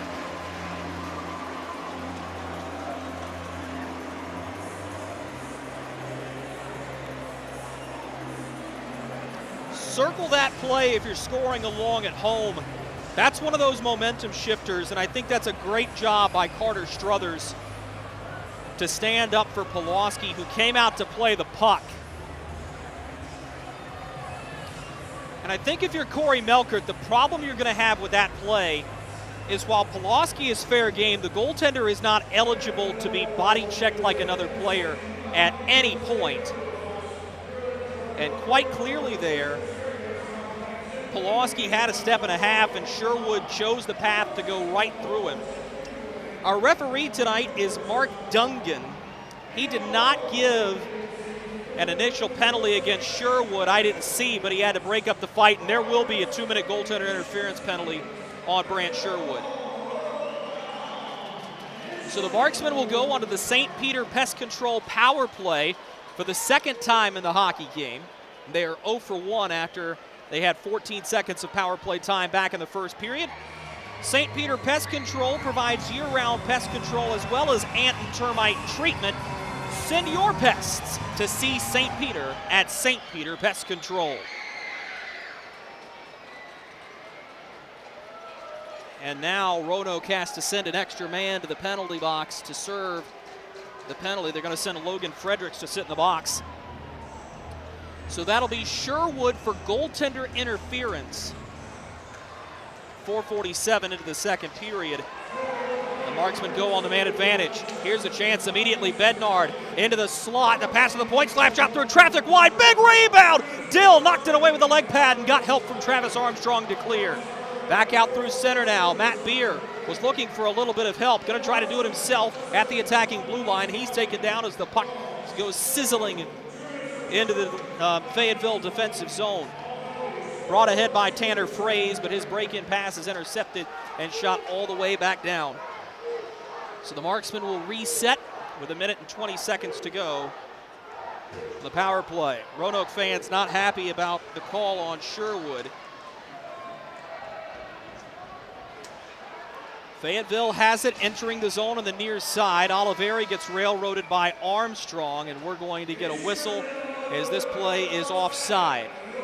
14:27 to go in the second period. 1 minute 9 seconds remaining on the power play for Fayetteville. We'll be right back with more Marksman hockey after these messages. Hey you, are you hearing this but not seeing this? You can change that. Follow along with the entire season of Fayetteville Marksman hockey on Hockey TV. Visit hockeytv.com/subscriptions and get the SPHL TV package to watch every single Fayetteville Marksman road game this year. That's hockeytv.com/subscriptions. So the Marksmen really are going to benefit off the new media timeout rule. 14:27 to go, second period. If you were watching along with games last season, there would not have been a media timeout because there was a power play in progress. This time, the Marksmen get to rest their top power play unit, and odds are with 1:09 remaining on the St. Peter Pest Control power play, they'll be able to have a full 2 minutes with their top unit out. Shane Bednard holding the near side wing as Mac Jansen goes kicking along the kick plate, trying to move the puck out. Taylor Best now jostles it free. Don Oliveri puts it in open space. Drake Glover turned to pass, intended for Best. He fanned on it as the puck was up on edge. Marksmen have it below the goal line. Far side corner, Best in front, one-timer over top the net. He nearly had his first professional goal. To the far side corner boards now. Shane Bednard hangs on to the puck. 30 seconds to go on the power play. Near side. What a stop by Henry Dill! Absolute robbery. Tanner Fraze had matriculated to the bottom of the far side face-off circle. Didn't have anybody in the same area code. Put a hard shot on net, and Henry Dill got it between his chest and his blocker. That's a special save. Doesn't get a lot better than that from Roanoke's netminder. We remain 1-0, 13:46 to go, second period, 29 seconds remaining in the man advantage. Jarrett Cupp near blue line, hanging on to it, sets up a one-timer from Oliveri, tipped on the way through, and Roanoke will clear. You got to say this, the Marksmen do have one more rush left on this power play. 10 seconds remaining in and up the near side boards they go. The pass ricochets off the stick of Bryce Farrell. No icing, they go chasing after it. Marksmen starting to garner a little bit of momentum. Oliveri lifts a backhander to Bednard, who turns near face-off circle below the goal line. Best tried to sweep it in front for Tanner Fraze, who was knocked down on the way through. Puck goes up to the near blue line. Backhanded below the goal line, around the kick plate and around to Farrell. Oliveri holding the line with help from Shane Bednard. Finally it gets out as Roanoke survives. Rail yard Dogs making a change. Here come the Marksmen. Farrell reaches after the puck, creates space for Oliveri. Sweeps it below the goal line. Now Farrell looking behind the net for Wyatt Noski. The pass hops over top of his stick. Roanoke struggling to get possession. Now Travis Armstrong brought it ahead, looking for Logan Fedricks. Oliveri had the stick slashed out of his hands, no penalty. All the way around the kick plate. This is going to be a delayed icing call, but Oliveri's behind everybody. Icing is called! Oh boy. A tight foot race at the Marksmen attacking zone face-off circles. The Rail Yard Dogs get the benefit of the doubt. 12:35 to go, second period. Hang on. That was altogether awkward as Sam Storman was trying to get off the ice. He's got to come back on. Harrison Harper has to step off. That's a good catch by Jordan Crable, who is on the lines tonight along with Derek Boehm. These officials are working regional games in multiple leagues this year to cut down on travel due to the COVID-19 pandemic as an extra precaution. So you could see this group at an FPHL game, an ECHL game, and maybe with the right specifications, an AHL game. This is going to be an intentional offside against Roanoke, so the face-off is going to come back down to Marksmen attacking ice. I beg your pardon, that is going to be a full icing. I thought that puck from the far side boards had actually deflected off a stick on the way through. But oddly enough, it would have still been an intentional offside because it was behind the blue line. Nonetheless, an attacking zone draw coming for the Marksmen. 12:23 to go, second period, 1-0 Roanoke. Face-off is won by the Rail Yard Dogs. A headman pass for Matt Beer. He lost it. Here's a slap shot from the point. Caught and held on to by Henry Dill. On one of the stronger shots you'll see, that's Thomas Clayton who unleashed it. Clayton does have some professional playing experience with the Knoxville Ice Bears and the Watertown Wolves of the FPHL, but he's going to resonate with a lot of people this year because he is also a soldier serving active duty on Fort Bragg. This is a really cool story. You get somebody who has this type of strong playing ability to demonstrate it in his professional career, and now an active duty service member who's coming in to a marksman team that's looking for that type of experience, and somebody close to home as Dill melts the puck that rolls into his glove. It's fun talking with Thomas Clayton as well because he's got such a good head on his shoulders, and he's one of the more focused individuals that the marksmen have this season, and I think that's such an important role.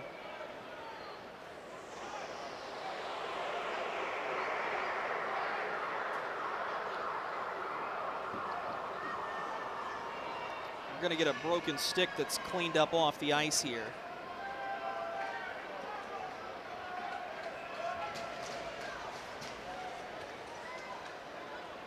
Tanner Fraze hanging on to the puck around the net. Fraze winds, fires. Henry Dill kicks out the shot from between the face-off circles, and now the rail yard Dogs bring it up ice. Mac Jansen carries it into the zone. Roanoke is offside.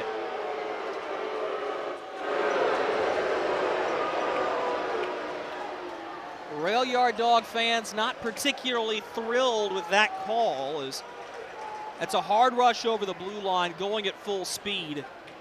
It was tight. So the face-off will be out in neutral ice to the far side of the rink. 11:43 to go in the second period. Marksmen win the draw. As we told you at the end of the first period, the shot total was 9-3 in favor of Roanoke. Now it's 13-8, still in favor of Roanoke, but Fayetteville creating chances. Here's another one in the slot, nearly a poor turnover. Now Armstrong, he tries to bully his way through Thomas Clayton, but Clayton stands his ground, still fell over, but forced a turnover as the marksmen will take possession in their own zone. Fraze to the far boards, and now a cross-ice pass to Taylor Best. He'll spank it back behind the net. Storman loses possession of the puck.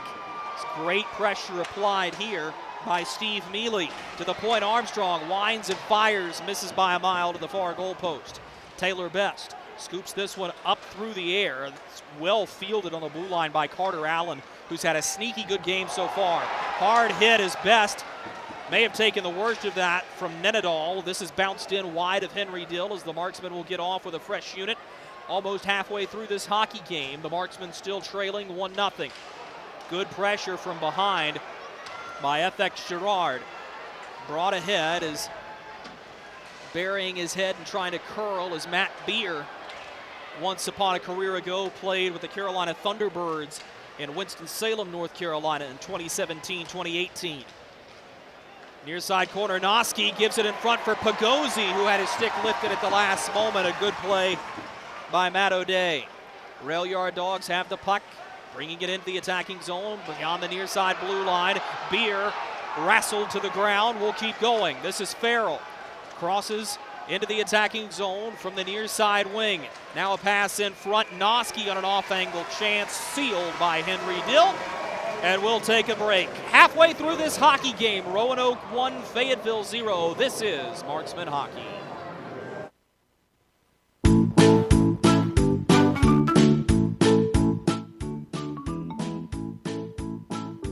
Marquis?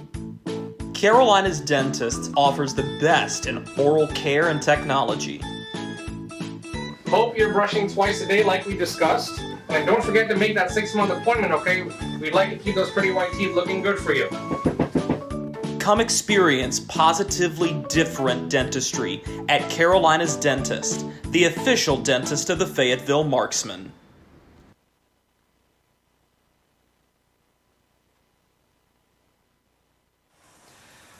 We welcome you back inside the Berglund Center. Drew Blevins alongside you. 9:55 to go, second period. Rail yard Dogs 1, Marksmen 0.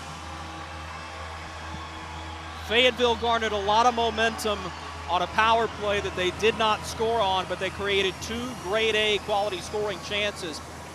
I think that's something that you're going to see continue as Fayetteville has really tilted the ice in their favor. Face-off is won by the Rail Yard Dogs in their own zone. Steve Meal hacked it around the boards for Mac Jansen. He gives it away to Drake Glover. Behind the net, Matt McNair, punished by Meal. Mealy still going after the puck. Great play made by Drake Glover to backhand it up to the far point. Held there. Here's a wrist shot through traffic. Knocked down and played ahead by Picorni. On his horse just to get to the puck is Brady Hepner. He's taken down from behind by Don Oliveri.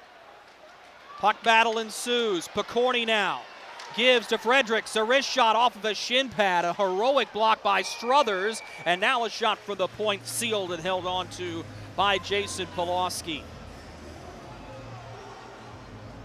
Now check this out. Brant Sherwood was not released from the penalty box after the fight. He's going to serve a 10-minute misconduct for railroading Jason Polowski.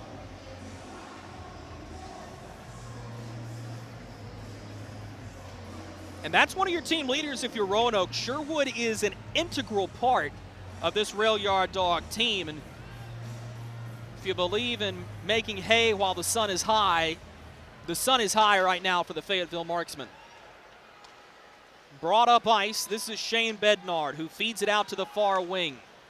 Dumped ahead by Taylor Best as he lets Tanner Fraze go to chase it. The breakout pass intercepted by Bednard, feeds it into open space. Best whacks it back toward the net off of a shin pad. Now Best getting into a shoving match here. Words being exchanged on the far side wing with Josh Nenadal. Dumped in by Bednard.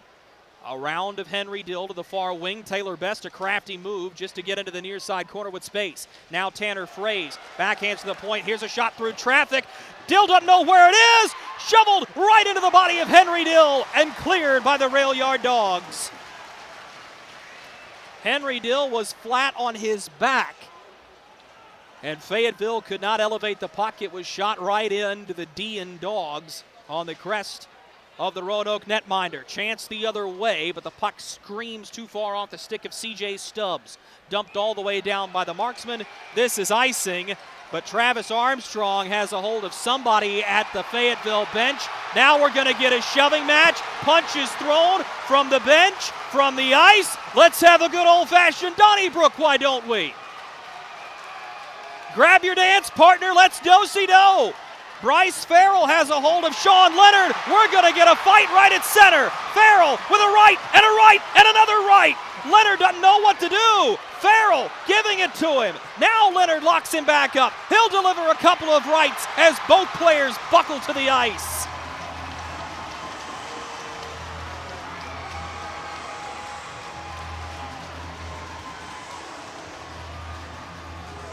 At some point or another, that's exactly what you would expect out of Sean Leonard.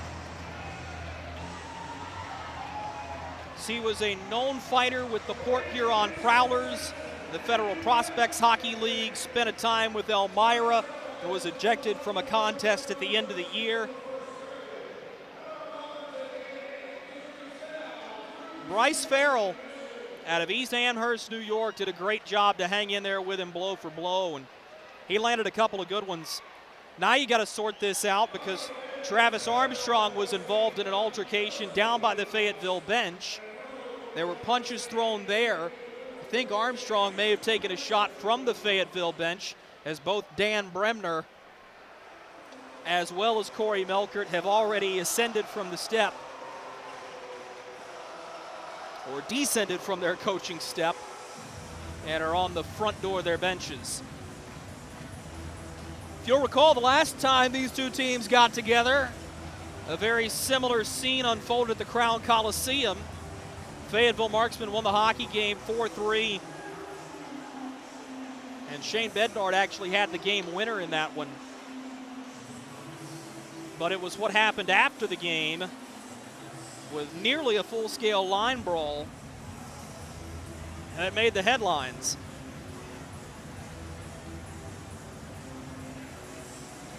Travis Armstrong is the captain of this Rail Yard Dogs team. He's the one responsible for kind of keeping the culture alive here with the Rail Yard Dogs. And that's exactly what Dan Bremner wants to see. He wants the hard-nosed play. And I don't think there's necessarily anything wrong with Armstrong getting tied up in an altercation. It looked innocent as it was. Armstrong was holding Don Oliveri. Don Oliveri had a hold of Armstrong. And there wasn't a whole lot going on there until Armstrong got right next to the marksman bench, and then the punches started to fly, And then Sean Leonard came in and pulled out Bryce Farrell. So there's a lot to dissect here. And this break will be extended, and we'll see if anybody gets a man advantage out of this.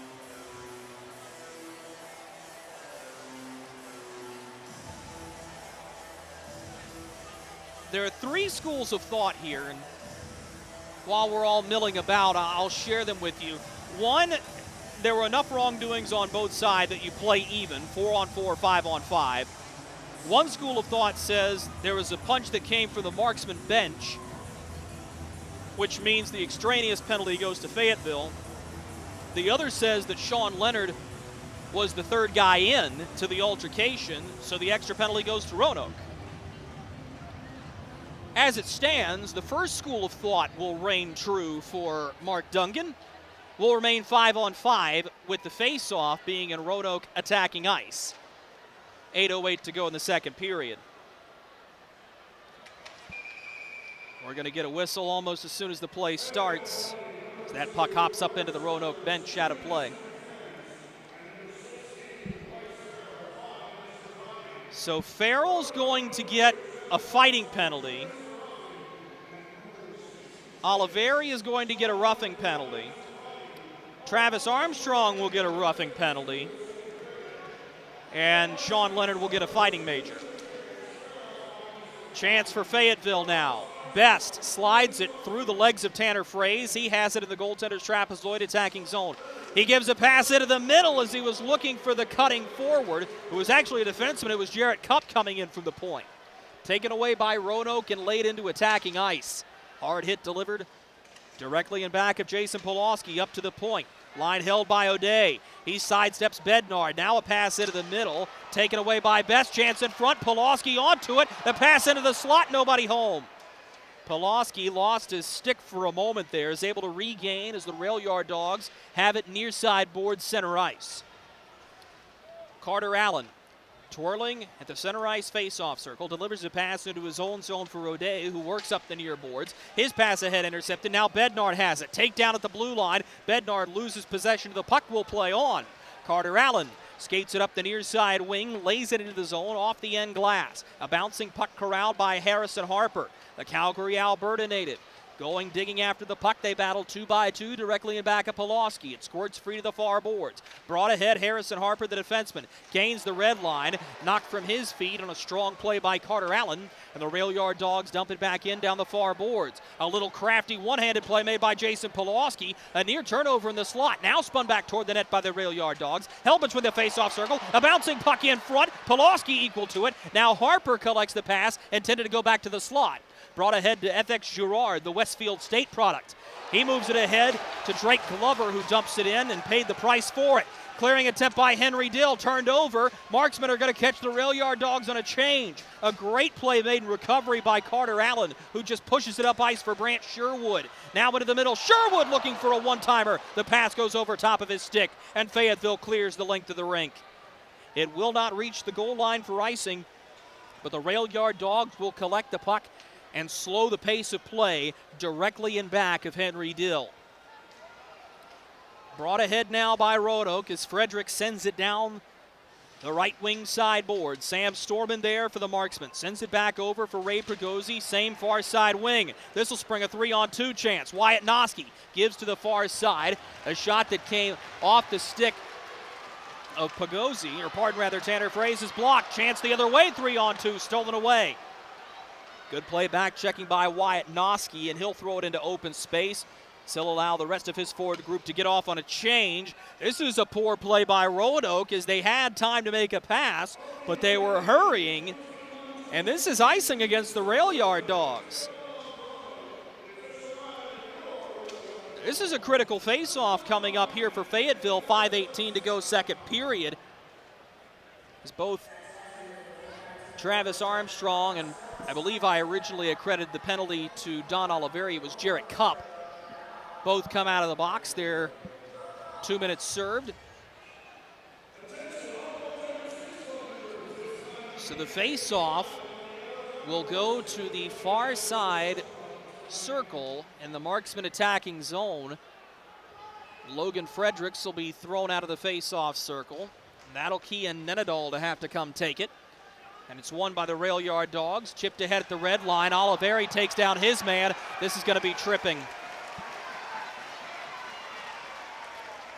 Mark Dungan's going to give an interference call. It's not going to matter, as there was a tie-up with Tommy Picorni. Or was it Travis Armstrong? It's Picorni. And Oliveri and Picorni will exchange words now.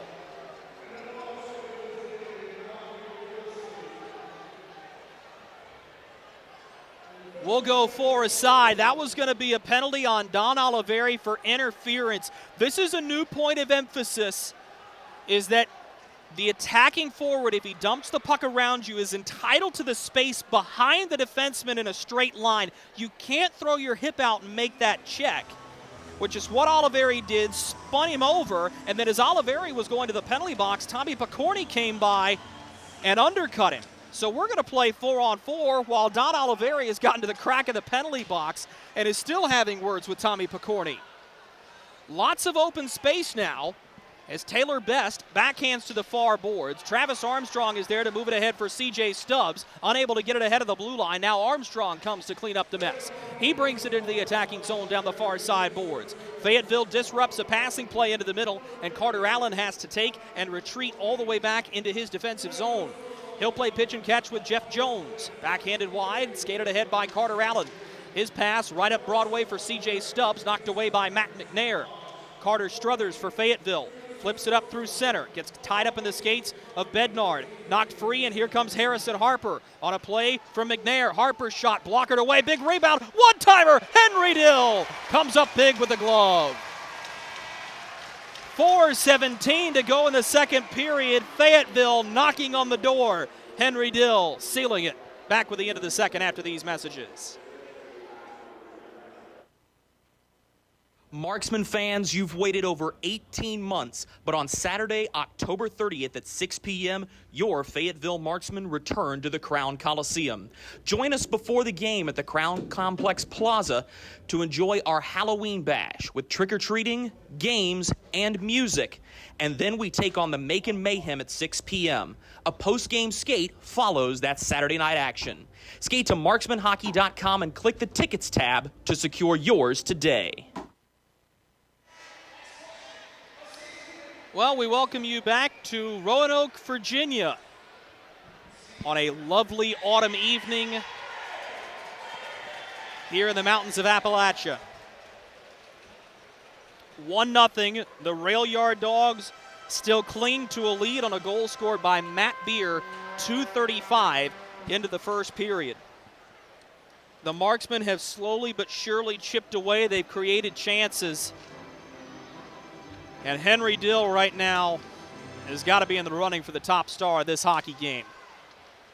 He's only made 12 saves, but he's come up big on a couple of occasions here in this second period, and one of them being just there on a slap shot that he caught on a rebound. Turnover in the slot! Nearly a chance for Fayetteville! A little bit of careless passing, and that'll spring a chance the other way. Offside. Carter Allen with a rare mishandle of the puck. In the slot, Henry Dill put on the spot, and the recovery play had to be made by the Rail Yard Dogs.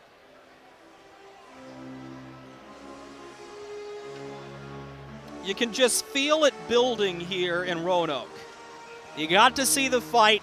I still tell you, Carter Struthers dropping the gloves with Brant Sherwood gave such a spike in energy to the Marksman bench. That's been a linchpin moment in this hockey game, and now Fayetteville has to find a way to carry that momentum and put the puck in the back of the net. Dumped in. This will be carried ahead by Travis Armstrong from his own zone. Up the near side boards, Mac Jansen dumps it around. Going to get it is Carter Struthers. Struthers going to hang on to the puck as he skates to the near boards. A backhand pass through a lot of open ice will be skated up and ahead. This is Matt McNair. McNair fires a shot off the stick of Steve Mealy. Mealy will get a pass from Travis Armstrong behind the net. A head man look. Behrman ahead. Picorni out of the box. He's going right along with Mac Jansen, who's ridden into the ridden into the boards hard by Harrison Harper. The pass up ice for Bednard. Rolls off of his stick and wide. Mealy gives to Logan Fredericks. He takes a stick up on the hands. Knocked the puck free. Let's keep playing. Harrison Harper with 2:45 to go in the second period. A 1-0 lead for Roanoke. Gives ahead Bednard. Puts it into open space. Icing waved as he was ahead of the red line. Now behind the net, Taylor Best with a little bit of help from Shane Bednard. Up at the point now. Cup gives a pass far side. He'll get it back. Play to the middle. Pushed wide. Best right in front. And now we're going to get a pause in play as Taylor Best is crumpled in front of the Roanoke goal crease.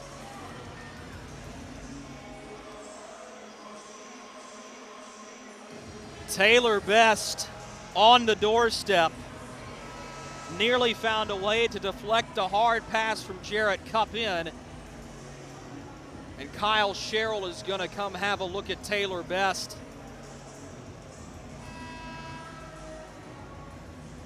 I did not get a good look on what happened on that play as the puck went screaming wide. I couldn't tell if he took a stick up high or tripped. Let's pause for the injury timeout. This is Marksman Hockey. Hey you. Are you hearing this but not seeing this? You can change that. Follow along with the entire season of Fayetteville Marksman Hockey on Hockey TV. Visit hockeytv.com/subscriptions and get the SPHL TV package to watch every single Fayetteville Marksman road game this year. That's hockeytv.com/subscriptions. Welcome back to Roanoke. Good to see Taylor Best get off the ice under his own power. 2:25 to go second period. It's Kyle Sherrill having a look at Best. It looked like he got winded and took a stick in the midsection cutting through. Marksman trailing 1-0 as we head down the stretch here in this second period. A takedown on the near side boards. Pagozzi went crashing to the ice. This was over the blue line and sent back in offside. It will be deemed intentional. The faceoff will go beyond the red line toward Roanoke attacking ice.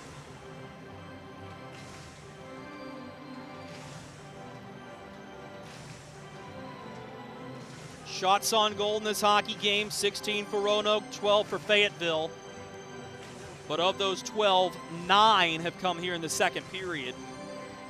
Still 2:16 remaining in it. Off the draw, tie up and an illegal face-off as I think Jeff Jones never got the chance to sweep because the stick was preoccupied in the midsection of Shane Bednard. A clean win for Bednard, who toe-dragged. Lost the puck to Beer momentarily, got it back, but this will force a little pitchfork play ahead by the Marksman. Good play by Matt O'Day as he sidesteps Shane Bednard. Dipsy doodles around Oliveri, who recovers and forces O'Day to send it around the kick plate. Carter Struthers on the puck for Fayetteville. Loses possession to Jeff Jones behind the net. Wrap chance, Polowski seals it as the puck squirts wide to Bryce Farrell. Farrell pokes it up, he is hard hit. That's Carter Allen. Farrell stymied on the play. Now Bednard has the puck for Fayetteville to FX Girard, far boards. Below the goal line, Shane Bednard takes a hit from Stubbs, delivers a pass up to the point. Held on to for a moment by Struthers. He gives it away, but a equally poor pass gives Oliveri a chance. He sweeps it toward the net off the far side leg pad of Dill. Swept all the way down. The puck hit the stick of Carter Struthers. No icing, 100 seconds remaining in the second period. 1-0 in favor of Roanoke.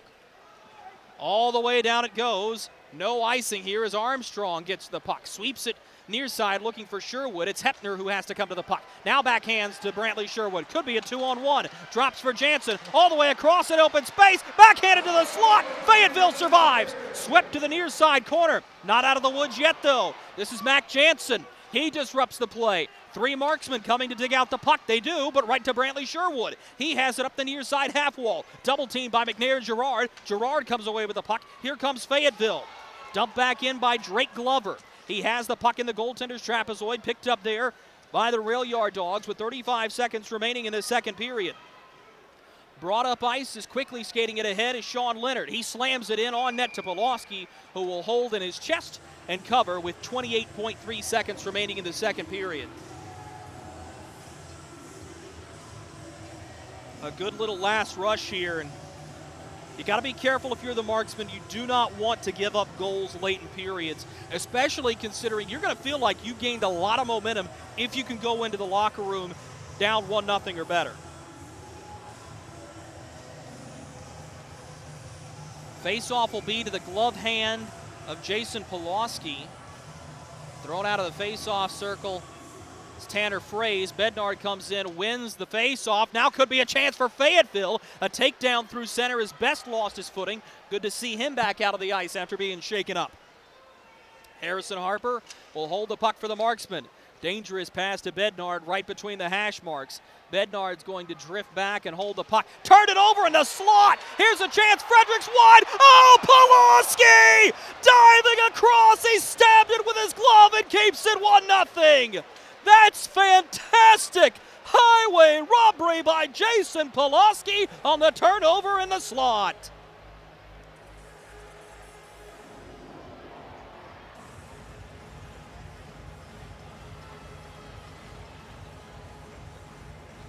You can put a bright orange circle around that save if Fayetteville comes back in this hockey game.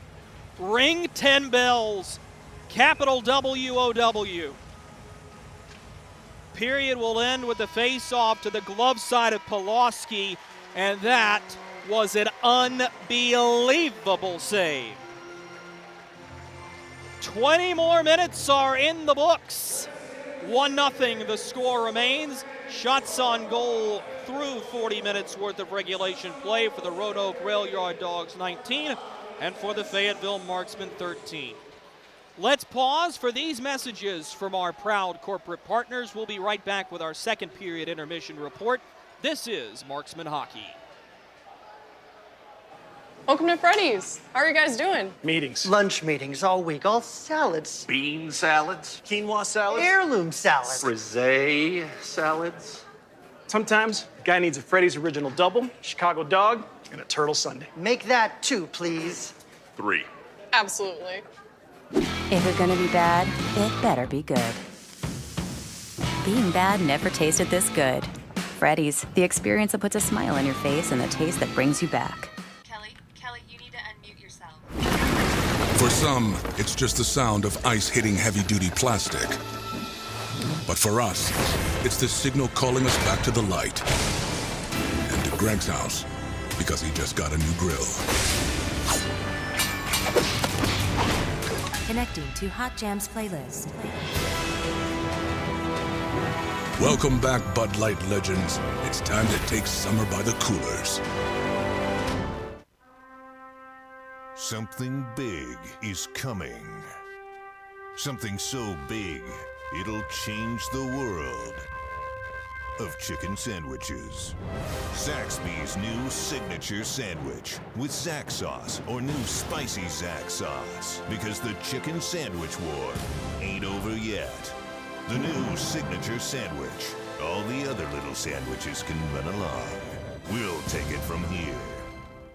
Marksman fans, you've waited over 18 months, but on Saturday, October 30th at 6 p.m., your Fayetteville Marksmen return to the Crown Coliseum.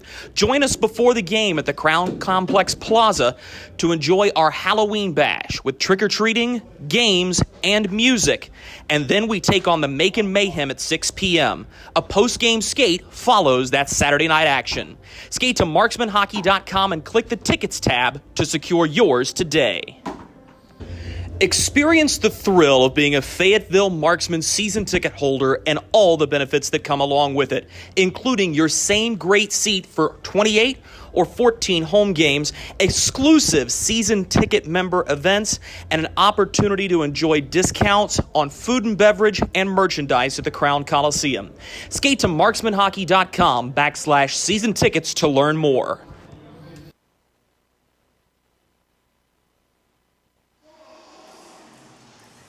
A breakneck pace to a second period that will be punctuated by a highlight save from Jason Polowski. Drew Blevins with you as we welcome you back into the broadcast booth here at Berglund Center.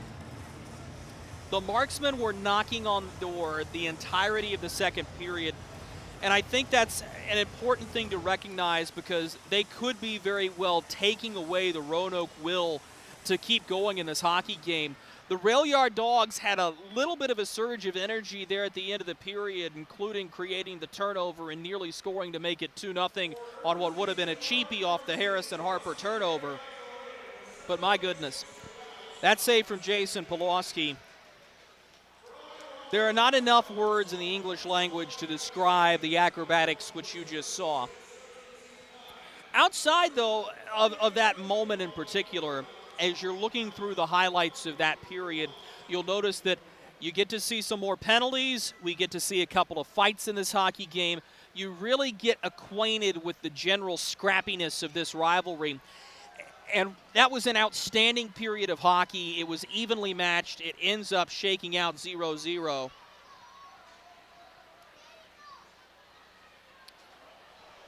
But I was absolutely floored by the turnover and momentum that the Marksmen showcased. And that's big. It's huge because now you can take a lot of positives into the third period and attempt to build off of them. And I certainly think that's something you're looking to do if you're the Marksmen. And while, yeah, the St. Peter Pest Control power play is yet to produce a goal, it's still very, very good and something that you're going to consider a positive for your team, especially right now. And I think one of the things Fayetteville is going to look to do specifically at this very moment is they're going to have to find a way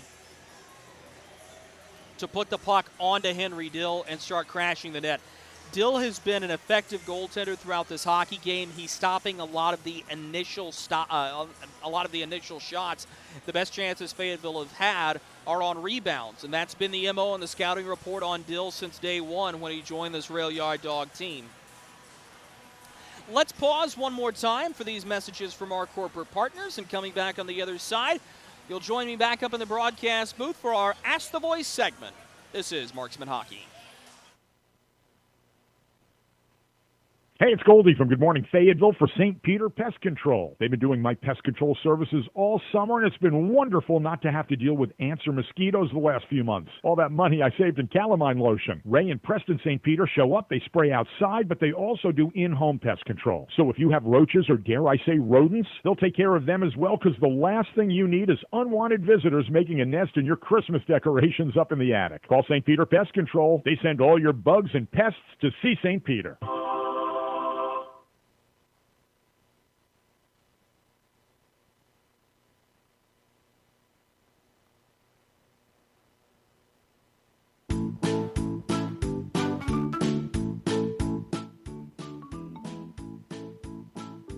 Marquis? Carolina's Dentist offers the best in oral care and technology. Hope you're brushing twice a day like we discussed. And don't forget to make that 6-month appointment, okay? We'd like to keep those pretty white teeth looking good for you.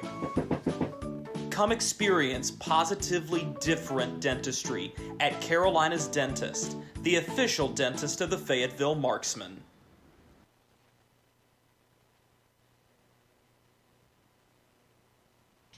Kelly, you need to unmute yourself. For some, it's just the sound of ice hitting heavy-duty plastic. But for us, it's the signal calling us back to the light. And to Greg's house, because he just got a new grill. Connecting to Hot Jams playlist. Welcome back, Bud Light legends. It's time to take summer by the coolers. Something big is coming. Something so big, it'll change the world of chicken sandwiches. Zaxby's new signature sandwich with Zax sauce or new spicy Zax sauce. Because the chicken sandwich war ain't over yet. The new signature sandwich. All the other little sandwiches can run along. We'll take it from here. Marksman fans, you've waited over 18 months, but on Saturday, October 30th at 6 p.m., your Fayetteville Marksmen return to the Crown Coliseum. Join us before the game at the Crown Complex Plaza to enjoy our Halloween bash with trick-or-treating, games, and music. And then we take on the Macon Mayhem at 6 p.m. A post-game skate follows that Saturday night action. Skate to marksmanhockey.com and click the Tickets tab to secure yours today. Hey you, are you hearing this but not seeing this? You can change that. Follow along with the entire season of Fayetteville Marksmen hockey on Hockey TV. Visit hockeytv.com/subscriptions and get the SPHL TV package to watch every single Fayetteville Marksmen road game this year. That's hockeytv.com/subscriptions. Welcome to Freddy's. How are you guys doing? Meetings. Lunch meetings all week, all salads. Bean salads. Quinoa salads. Heirloom salads. Frisee salads. Sometimes a guy needs a Freddy's Original Double, Chicago Dog, and a Turtle Sundae. Make that 2, please. 3. Absolutely. If you're gonna be bad, it better be good. Being bad never tasted this good. Freddy's, the experience that puts a smile on your face and the taste that brings you back. Kelly, you need to unmute yourself. For some, it's just the sound of ice hitting heavy-duty plastic. But for us, it's the signal calling us back to the light. And to Greg's house, because he just got a new grill. Connecting to Hot Jams playlist. Welcome back, Bud Light legends. It's time to take summer by the coolers. Something big is coming. Something so big, it'll change the world of chicken sandwiches. Zaxby's new signature sandwich with Zax sauce or new spicy Zax sauce. Because the chicken sandwich war ain't over yet. The new signature sandwich. All the other little sandwiches can run along.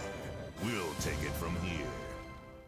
Marksman fans, you've waited over 18 months, but on Saturday, October 30th at 6 p.m., your Fayetteville Marksmen return to the Crown Coliseum. Join us before the game at the Crown Complex Plaza to enjoy our Halloween bash with trick-or-treating, games, and music. And then we take on the Macon Mayhem at 6 p.m. A post-game skate follows that Saturday night action. Skate to marksmanhockey.com and click the Tickets tab to secure yours today. Experience the thrill of being a Fayetteville Marksmen season ticket holder and all the benefits that come along with it, including your same great seat for 28 or 14 home games, exclusive season ticket member events, and an opportunity to enjoy discounts on food and beverage and merchandise at the Crown Coliseum. Skate to marksmanhockey.com/season tickets to learn more.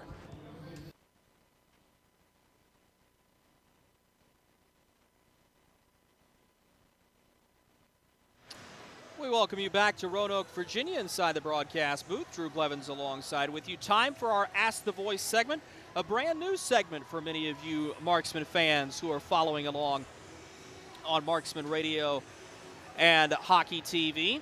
Thank you so much for joining us on both of those different services. If you want to have one of your questions answered on a future edition of Ask the Voice, all you have to do is email me at dblevins, that's DBLEVINS, at marksmanhockey.com with your name, where you're listening from, and a good question about hockey. Our first question comes from Megan in Hope Mills, and Megan wants to know, what is the biggest difference you're seeing in SPHL hockey between FPHL hockey? For those of you I haven't had the chance to meet, I spent the last 2 years in the FPHL with one of the other North Carolina hockey franchises. And Megan, I'm really seeing a difference in speed and organization, and that's something that sets the SPHL apart from the FPHL. You're seeing faster players, you're seeing better organization and better systems that are being executed at a higher level. And I think that's one of the biggest differences that you see. And when you've got players moving faster, the collisions are harder, the decisions have to be made faster, and that's something that's contributing to this higher level of hockey and what makes the SPHL a special league. And then our other question comes from Sam in Wake Forest, North Carolina. Sam wants to know, out of all the buildings you've been to, which is your favorite? And I've had the opportunity to come to the Berglund Center a couple of times before while the Virginia Tech Club hockey program was playing in this building, and oddly enough, they're actually playing in nearby Vinton, Virginia tonight. The Crown Coliseum has a special place in my heart, and it always will. That was actually the first big arena I got to play in as a kid with the Carolina Junior Hurricanes and the Raleigh Storm against the Fayetteville youth programs that were there. Just a spectacular venue. The Berglund Center is a lot of fun, but it really is down to those two. And, of course, when you look at the Crown Coliseum, what a special place it is and what an outstanding venue it is to watch hockey. And I think I have to stick with that being my favorite venue in the SPHL. So thank you to Megan and Sam for entering their questions. Again, if you want to have your question answered on a future edition of Ask the Voice, all you have to do is email me at dblevins, that's DBLEVINS, at marksmanhockey.com with your name, where you're listening from, and a good question about hockey. We'll step aside for these messages from our corporate partners. Coming back on the other side, we will have our final adjustments from the second period. This is Marksman Hockey. Hey, it's Goldie from Good Morning Fayetteville for St. Peter Pest Control. They've been doing my pest control services all summer, and it's been wonderful not to have to deal with ants or mosquitoes the last few months. All that money I saved in calamine lotion. Ray and Preston St. Peter show up. They spray outside, but they also do in-home pest control. So if you have roaches or, dare I say, rodents, they'll take care of them as well, because the last thing you need is unwanted visitors making a nest in your Christmas decorations up in the attic. Call St. Peter Pest Control. They send all your bugs and pests to see St. Peter.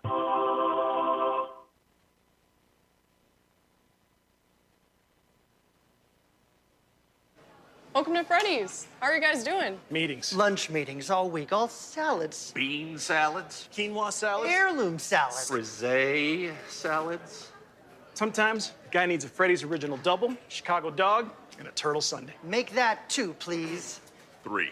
Absolutely. If you're gonna be bad, it better be good. Being bad never tasted this good. Freddy's, the experience that puts a smile on your face and the taste that brings you back. Kelly, you need to unmute yourself. For some, it's just the sound of ice hitting heavy-duty plastic. But for us, it's the signal calling us back to the light. And to Greg's house, because he just got a new grill. Connecting to Hot Jams playlist. Welcome back, Bud Light legends. It's time to take summer by the coolers. Something big is coming. Something so big, it'll change the world of chicken sandwiches. Zaxby's new signature sandwich with Zax sauce or new spicy Zax sauce. Because the chicken sandwich war ain't over yet. The new signature sandwich. All the other little sandwiches can run along. We'll take it from here. Welcome back to Roanoke, Virginia, inside Berglund Center. Drew Blevins with you from the broadcast booth. And as you come into this third period, if you're the Fayetteville Marksmen, you see that the game is right there. It's there for the taking. It's a one-goal hockey game. You're a shot away.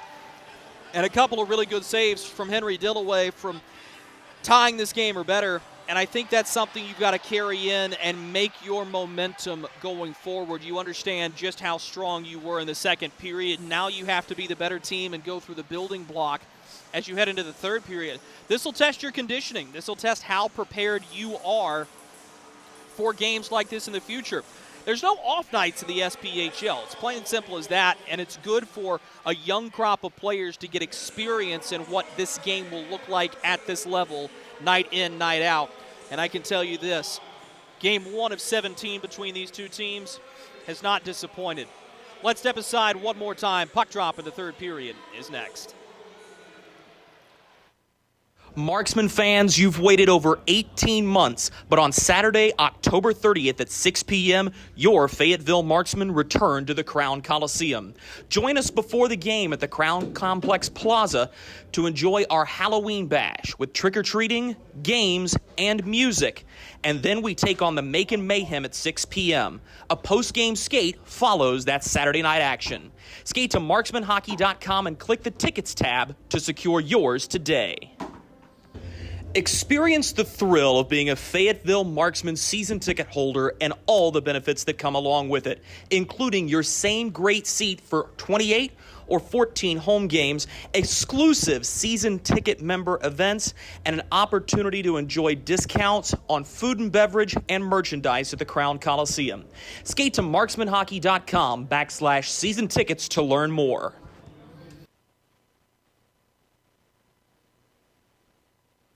Baby, we have spiders on every corner outside our house. Okay, I'll call someone to take care of it. Baby, we have fire ants all over the yard. Alrighty, I'll call someone else to take care of that. Baby, these mosquitoes, you have got to go. Here we go again. One call to St. Peter Pest Control provides all these services.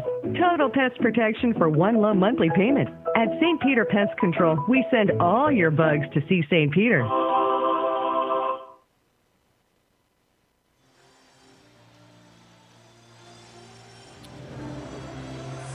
We welcome you back inside Berglund Center. Drew Blevins with you. The score, Roanoke 1, Fayetteville 0. Marksmen had a strong showing in the second period, and no reason to believe that this team won't have a lot of momentum coming out with a little bit of jump and energy for period number 3. No carryover penalties or power plays. Marksmen will go from right to left across your radio dial and your TV screen in their road white uniforms. Roanoke in the home blues. Strap in. Third period is underway. Laid ahead and chipped into the zone is going back to get it is Sean Leonard. Leonard chases down the puck and he curls it back up ice to the far boards where it'll be held on to by Beer, who has to turn it behind of Jason Polowski on the clear-in attempt. Good speed shown by C.J. Stubbs to get to the puck as he lays it forward for Jeff Jones. It's intercepted behind the net by Harrison Harper.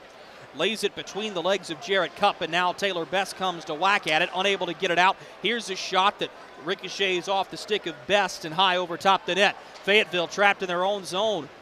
Turning with it here is Nenadal, or begging your pardon, it's C.J. Stubbs. Up to the point, Carter Allen holds the line, a bouncing puck. Allen got it to Sherwood, who gave it away. Now Sherwood forces Tanner Fraze to throw it into open space. Roanoke able to hold the line, it's O'Day. Give to the far boards, now in the middle, Sherwood holds his shot. Polowski says no with the goal stick. Sherwood pins his man, that's Bednard to the far quarter board, still in the Roanoke attacking zone. Minute gone by here in the third period to the point. O'Day swings it near blue line. Carter Allen out to the far side point again. O'Day into the middle. Stubbs' his shot. Misses high. Sherwood on the rebound. Tried to tuck it. Polowski seals himself to the far goal post and melts the puck. 18:43 to go third period. Great jump by the rail yard Dawgs out of the second period intermission. New line coming for Fayetteville. It was interesting. When you look at the makeup of both of these rosters, neither team are carrying the 23 allowed. Fayetteville has 17 dressed tonight. Meanwhile, the Rail Yard Dogs counter with 19. I think you're going to see a lot of roster changes in the next 2 to 3 weeks, as you do in the SPHL, with different players being up in the East Coast Hockey League. Roanoke has 9 players that are their property on ECHL PTO. The Marksmen have 14. Carried into the zone by FX Girard. He tests Dill on the blocker side, who was equal to it. Drake Glover now onto the puck.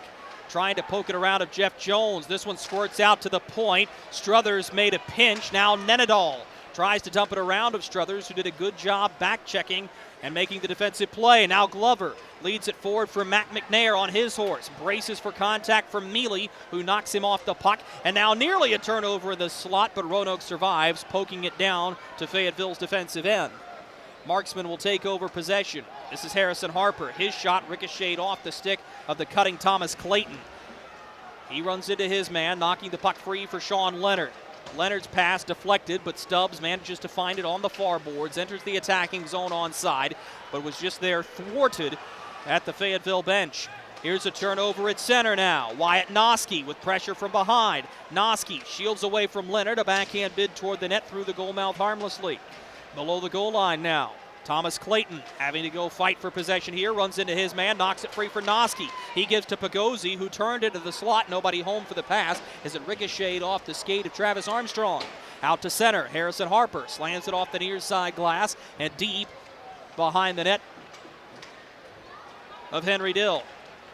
Roanoke will just fire it all the way back down. Polowski keeping an eye on it as Harrison Harper had a little bit of pressure from behind from Matt O'Day.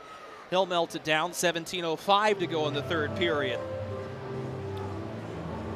Next game up for the Marksmen is right back here inside Berglund Center.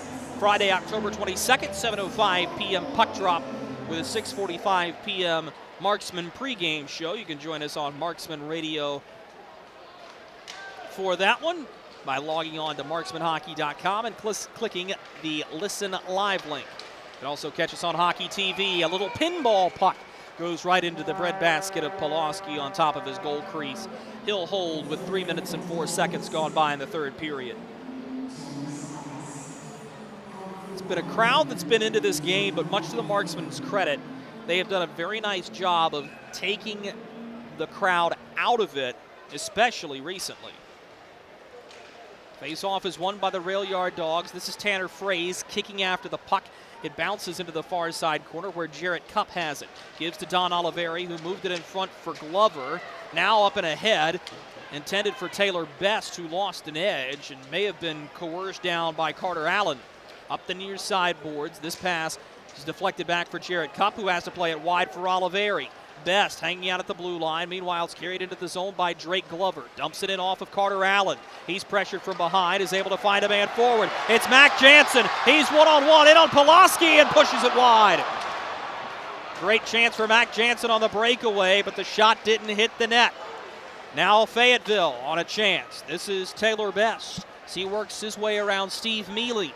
Mealy gets tied up by Best. He'll get help from Billy Vizzo. Backhands up the far boards, line held by the Marksmen. Push toward the net, shot blocked on the way through by Allen, and we're going to get a hand pass here against the Marksmen. The faceoff will come back out to center with 15:57 to go in the third period. It's a great vision there by Roanoke to push that puck ahead for Jansen, who just had a step of speed around of Oliveri. Face off from center, won by the Marksmen. They'll dump it in. Around the near corner. Sean Leonard reverses field to the far side of the rink. Cleared all the way down by Roanoke. Struthers jockeying for position. Icing waved as he had Billy Vizzo right on his tail. Brought up ice. Roanoke nearly gives it away. Here's Leonard. Pushes it into the middle to Vizzo. Vizzo can't handle it, and Sam Storman takes over. Curls to Carter Struthers, who'll look up ice. Struthers pushes to Wyatt Noski, who deflects it in as he is punished by Armstrong, wanting a call, not getting one on the near side of the rink. A little bouncer will be played behind the net by Henry Dill. Rail Yard Dawgs will keep the puck with 5 minutes gone by in the third period. To the far boards, the breakout begins. Armstrong finds Stubbs through center. Now he pushes back to the near wing. This is Jeff Jones from the near corner. Wraps around behind the net. He's knocked off the puck by Jarrett Cupp. It's taken by Harrison Harper. Pushed out to the far side. Here comes Fayetteville. A lot of space for Ray Pagozzi as he crosses the blue line near side. Slides it across. He was looking for a cutting Bednard, but the pass was affected on the way through by a back-checking Matt O'Day. Now Roanoke's turn to possess. Puck taken off the stick of O'Day by FX Girard. That would have been offside. That forces Roanoke to get off on a change as Fayetteville will hold the puck directly in back of Jason Polowski. Pushed into the middle. Bednard searching his options out. Pressured one-on-one from behind by Matt Beer. Brought up ice by Ray Pagozzi. Didn't like his options, so turned back. Now a puck skied up, goes off the body of Carter Allen, and will bounce back to Harrison Harper. Harper sends it all the way up Punched into the zone by Bednard. Rail yard Dawgs get to the puck first. Two defensemen behind the goal line. Pass in front, intercepted, chance in front, they score! Fayetteville ties it on the turnover. And we're square even 1-1.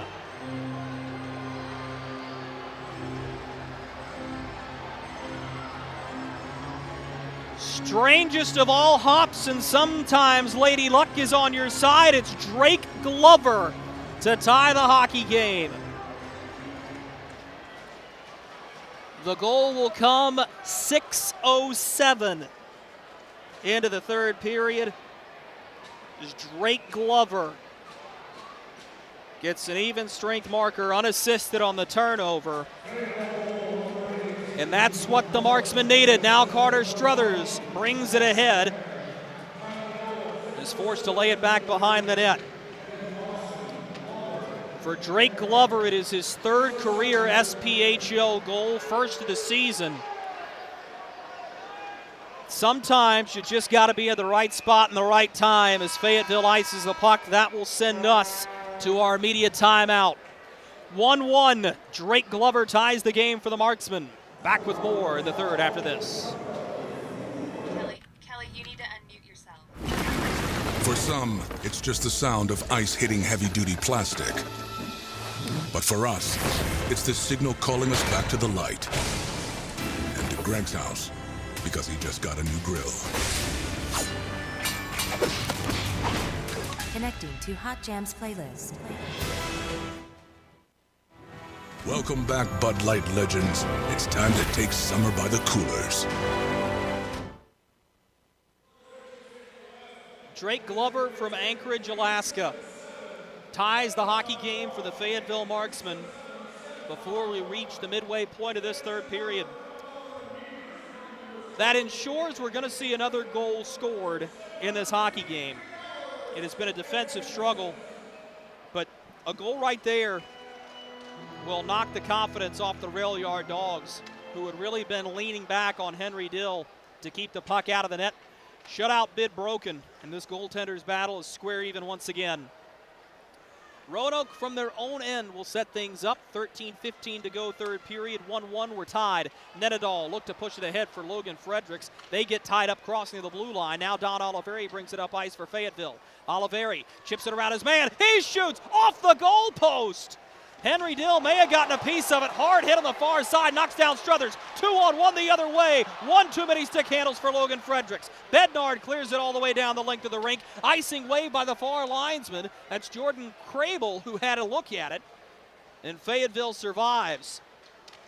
Big open ice hit on a large man in Carter Struthers. Very rarely does anybody get the better of him. Pushed up ice now. Chance for Fayetteville. Pagozzi has space down the near wing. Sealed off. He looks and drops a pass to the point. Slammed right back for Pagozzi. He'll get help from Wyatt Noski to feed it in back to goal. Matt Beer ties up with Thomas Clayton, who wins the battle. A backhand pass to the point. Nobody home. Line held up at the top by Sam Storman. Feeds it below the goal line looking for Thomas Clayton. It's picked up far side Pagozzi. Reaches to Harrison Harper on the far blue line as he'll lay it behind the net. Picked up there by the Marksmen. Fed below the goal line once more. Pagozzi chasing after it. Jeff Jones beats him. This puck squirts out to the far side boards. Beer craftily lays it off the far side glass, and this will go all the way down without being icing. Storman has a step with some speed. Sam Storman gains the red line. Backhands it down the kick plate. Henry Dill stops it. Shoots it all the way around the boards, unable to be sealed by Fayetteville. Held up at center and dumped in behind the net. Dill watches, no whistle, and now we are going to get one as that puck had hopped up into the skirting of the net.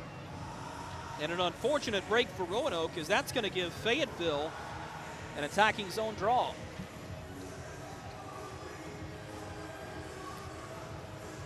Oh, begging your pardon, they are going to bring this out because that's where the clearing attempt was from.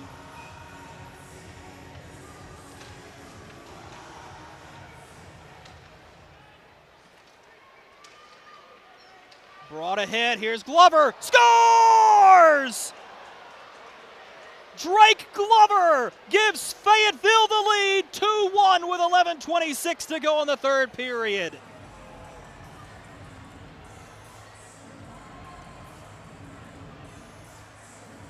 the night, Drake Glover, right down the near side boards. His wrist shot beats Henry Dill. Fayetteville up 2-1.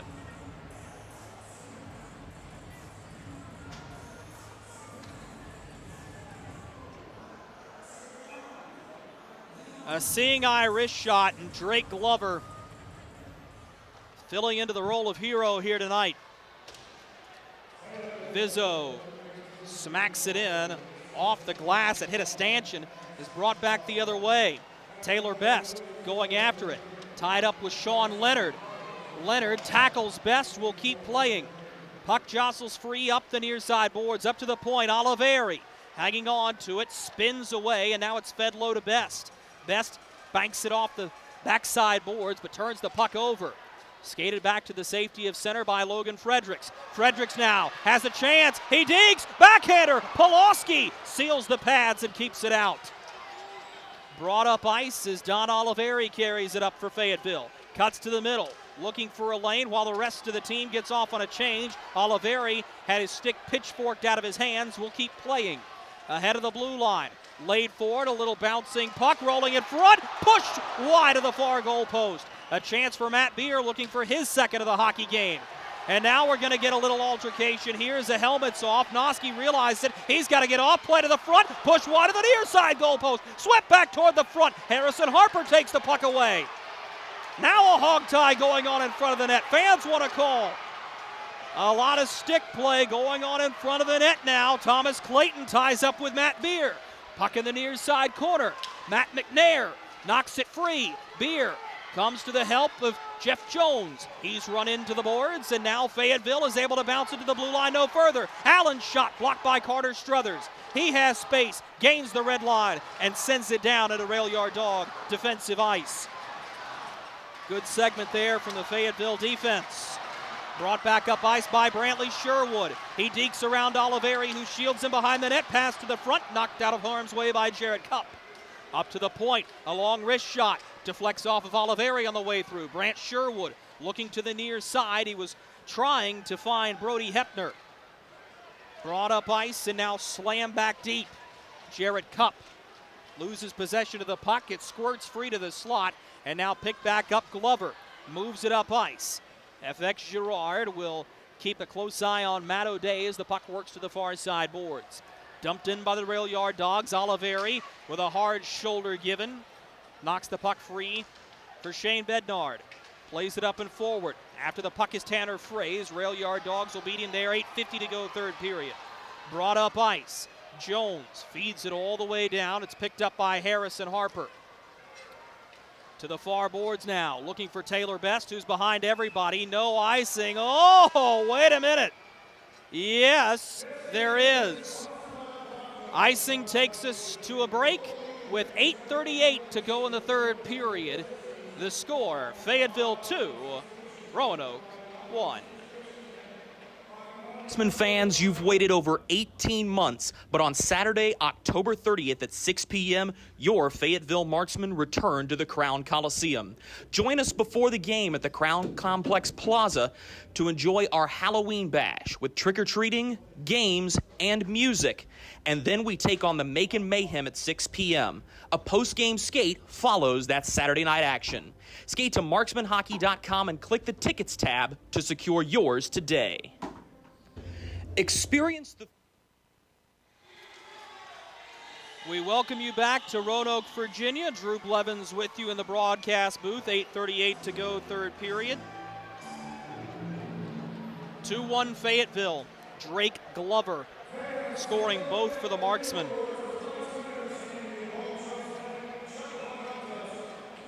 Face-off is in Fayetteville defensive ice to the blocker side of Jason Polowski. It's a face-off won by the Rail Yard Dogs. Behind the net, looking for space was Armstrong. Knocked away. Now Tanner Fraze up the far boards to Bednard. Sends it near side. Taylor Best has had a good game so far in his pro debut. Curls into the middle. Now Bednard holds high slot. Delivers a pass to the far blue line. Harrison Harper shovels it below the net. Best got knocked down and now has to go into the trapezoid to play the puck. 3 Rail Yard Dogs are there to knock it free. Up the far boards. Nenadal plays it out now. Polowski shoots it around of Logan Fredericks, who is causing some trouble and nearly knocked it down. Polowski ends up icing the puck, so the face-off will come back down to the Marksmen defensive zone with 8 minutes remaining in the third period.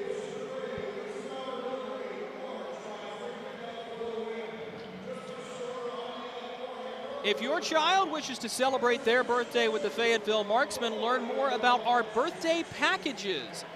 We have offerings starting as low as $200 that include 15 game tickets, a goodie bag for the birthday child, as well as a digital photo and an unforgettable birthday experience. Visit marksmanhockey.com/birthday packages to learn more. Glover gives to the middle, scores! Matt McNair, 3-1 Fayetteville.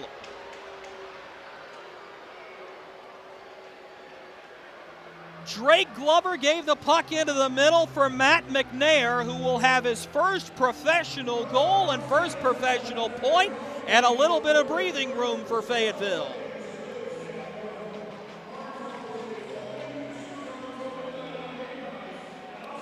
How much justification is this for Corey Melkerd's system? He has conditioned these guys. These have been very difficult practices, but the Fayetteville Marksmen have stretched out a 2-goal lead here in the third period. Dan Bremner wants to talk it over with his group. Timeout Roanoke. We'll take it with him. This is Marksman Hockey. We have spiders on every corner outside our house. Okay, I'll call someone to take care of it. Baby, we have fire ants all over the yard. Alrighty, I'll call someone else to take care of that. Baby, these mosquitoes, you have got to go. Here we go again. One call to St. Peter Pest Control provides all these services. Total pest protection for one low monthly payment. At St. Peter Pest Control, we send all your bugs to see St. Peter.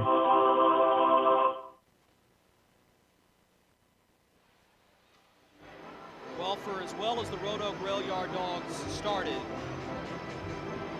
things have spiraled out of control, and it's due to the Fayetteville Marksmen coming out with vengeance here in the third period. And it has been sterling so far. Dan Bremner uses a timeout, wants to talk it over. This is not what he wanted to see. 3-on-2 into the attacking zone. From behind, slap shot just wide. What an opportunity cutting through the middle. I didn't see who got the shot off. That was a big swing and turn. I think it was Thomas Clayton. Brought back up ice and dumped in by Brady Hepner. Directly below the goal line, this is Carter Struthers. Feeds it wide off the stick of Armstrong. Fayetteville gets possession back. Pagozzi taken down on the way through as I think he stepped on the stick of Nenadal. Jeff Jones now has possession of the puck. Loses it. Fayetteville will backhand it in onto Henry Dill. He'll catch it on his backhand, sensing trouble. He'll cover and hold with 6:47 to go in the third period.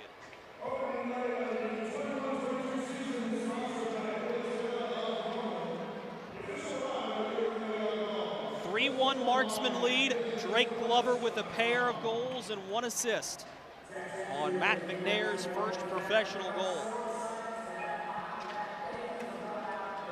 Here's a slapper from the point. Big rebound. Bednard can't get it to go. Back in front through the goal mouth. Fayetteville unable to push it in on the near side goal post. All of a sudden, the Fayetteville Marksmen have snatched momentum from the jaws of the Dawgs. Out off the far side glass. This will roll down to Henry Dill. He wants to push it wide for Carter Allen. Allen looking up ice. Keeping his head on a swivel, he'll start to the far side boards. Delivers a clean pass as it's carried ahead, but turned over by O'Day. Here's Fayetteville, laid into the middle, a backhand. Oh, what a stop by Dill. McNair nearly had his second, cutting in as he went to the backhand and was unable to get it around the toe of Henry Dill. We have seen some athletic goaltending in this hockey game. To the near boards, slammed off the glass. Picked up by the Rail Yard Dogs and dumped in. This hit the netting. Nobody saw it. We're going to keep playing. That puck rather blatantly hit the net. But it doesn't matter as Fayetteville's able to get it out to center. Strange hop though it was. That puck was in the netting for a good second and a half. On the near wall, this is Sean Leonard at center. Slides it past to Jeff Jones right up Broadway. Backhands it wide. Here's Armstrong, the captain. Sealed off by Jarrett Cupp, who goes to war with him. Armstrong backhands it up the near boards. Bednard, a crafty backhand pass as Glover pokes it up for Taylor Best, who wasn't able to find it. Sean Leonard for Roanoke. Brings it up the near side boards. He sends it off of C.J. Stubbs as this shot goes well wide, and Brantley Sherwood will take it in his own zone. Travis Armstrong will collect from Sherwood as Roanoke tries to regroup in their own end. South of 5 minutes to go in the hockey game, 3-1 Marksmen. Up the far side of the rink and now ahead. Chipped into the zone as Sherwood goes after it. Carter Struthers runs into Brant Sherwood. He has space, backhands a pass, looking for Hepner, but it goes off a body on the way through. Allen knocks down his man, Taylor Best, who's had a good game, but it's been tough sledding for the Mercyhurst product. To the near side boards, FX Girard pokes it free, and the rail yard Dogs are the first team to it. Brought back up and sent into the zone around to Polowski. Sherwood gives to Mac Jansen. Now Sherwood slams an off-angle shot off the paddle of Jason Polowski. To the point, O'Day's slap shot blocked. Girard pokes it free. 2-on-1 for Fayetteville. Oliveri gives wide to Noski. Oliveri one-timer. Big save, Dill. Rebound loose in front. Swept at in the goal mouth. Dill finds it and freezes.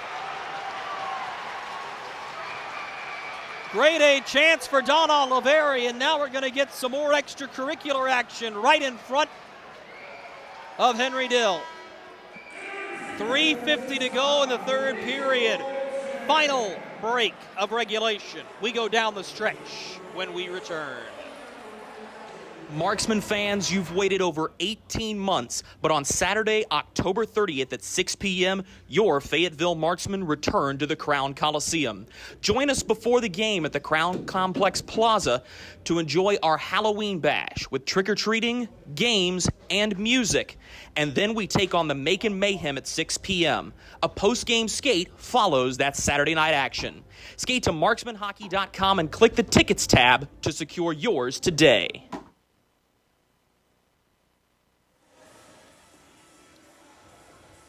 3:50 remaining in this hockey game. It's been a good one. 3-1 Fayetteville leading Roanoke. Goals by Drake Glover, who has a pair, and Matt McNair.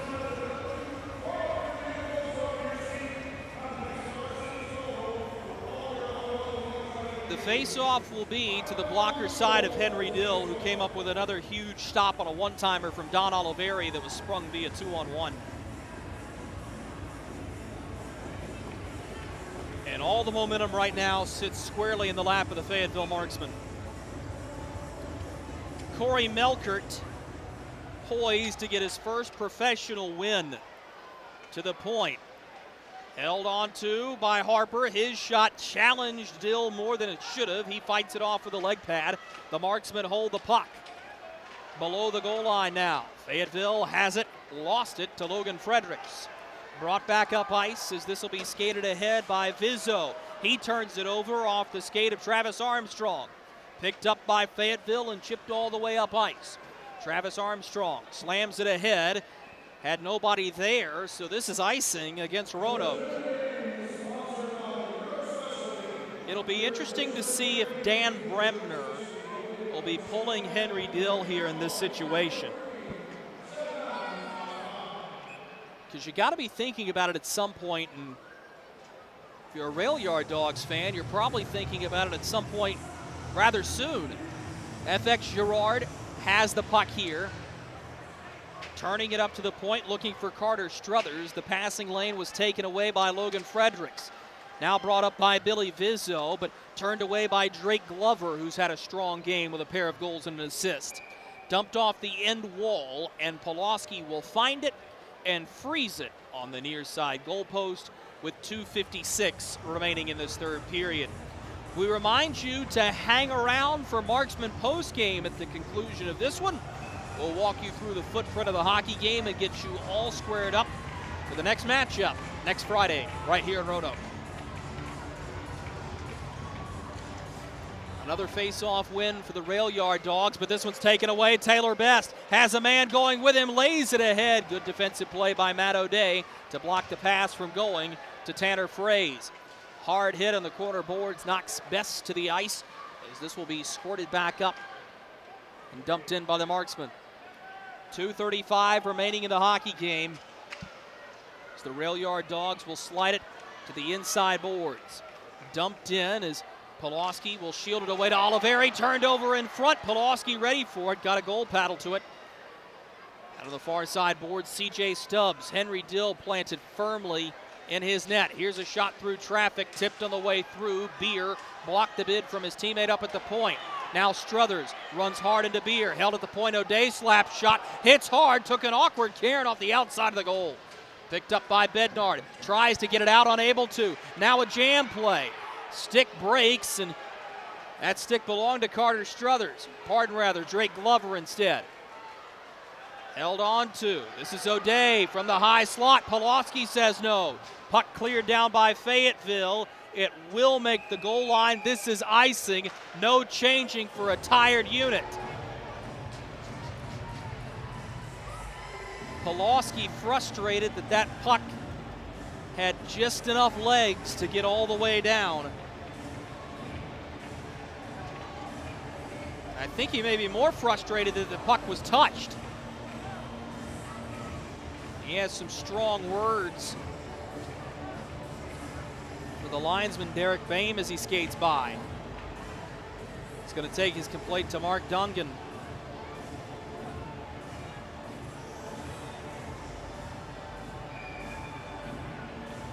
Nonetheless, the face-off will be to the glove side of Polowski. Jordan Crable trying to get the near side wing set. Puck is dropped. Fayetteville wins the draw. Cleared up the near side boards all the way out. Henry Dill to the bench. Matt McNair wins the foot race as he beats out Steve Mealy. McNair loses possession of the puck. Brant Sherwood turns it to the outside wing. Minute 20 to go in the game. Armstrong carries the puck ahead. Jarrett Cup there to meet him, far side corner. 6-on-5 hockey continues. A minute 15 to go in this one. Jarrett Cup pins the puck, far side corner, taken away by Roanoke. Jeff Jones' shot deflected on the way through wide. Matt McNair puts it toward the empty net. He scores! Matt McNair from 150 feet away puts this one on ice. Fayetteville will have an opening victory to start this 2021-22 season.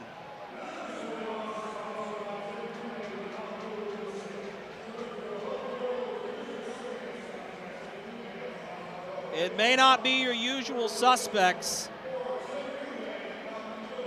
but Matt McNair and Drake Glover lead the way for the Marksmen tonight.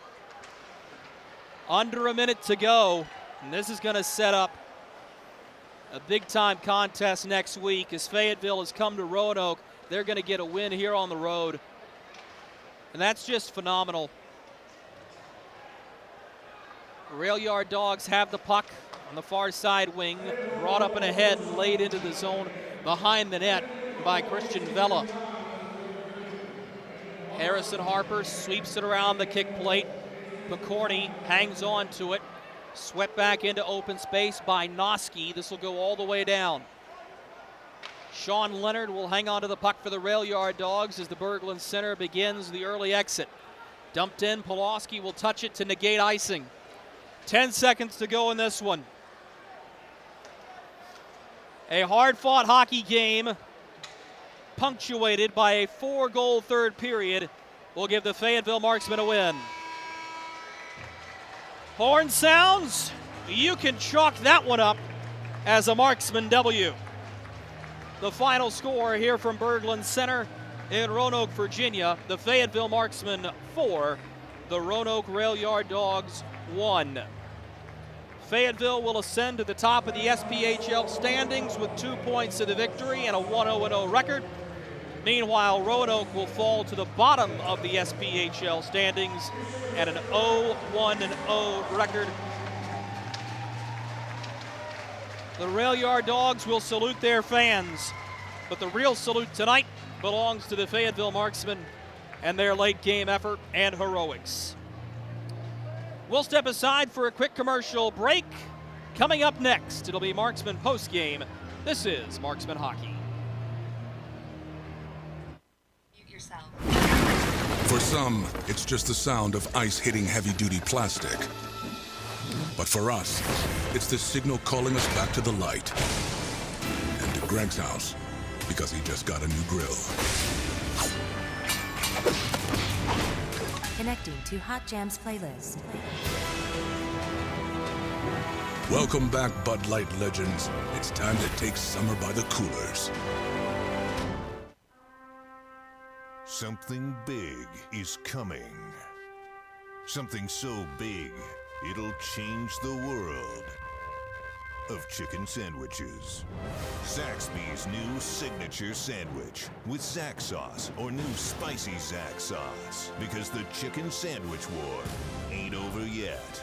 The new signature sandwich. All the other little sandwiches can run along. We'll take it from here. Marksman fans, you've waited over 18 months, but on Saturday, October 30th at 6 p.m., your Fayetteville Marksmen return to the Crown Coliseum. Join us before the game at the Crown Complex Plaza to enjoy our Halloween bash with trick-or-treating, games, and music.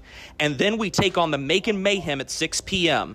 A post-game skate follows that Saturday night action. Skate to marksmanhockey.com and click the Tickets tab to secure yours today. Experience the thrill of being a Fayetteville Marksman season ticket holder and all the benefits that come along with it, including your same great seat for 28 or 14 home games, exclusive season ticket member events, and an opportunity to enjoy discounts on food and beverage and merchandise at the Crown Coliseum. Skate to marksmanhockey.com/season tickets to learn more. We welcome you into the broadcast booth here in Berglund Center for Marksman postgame.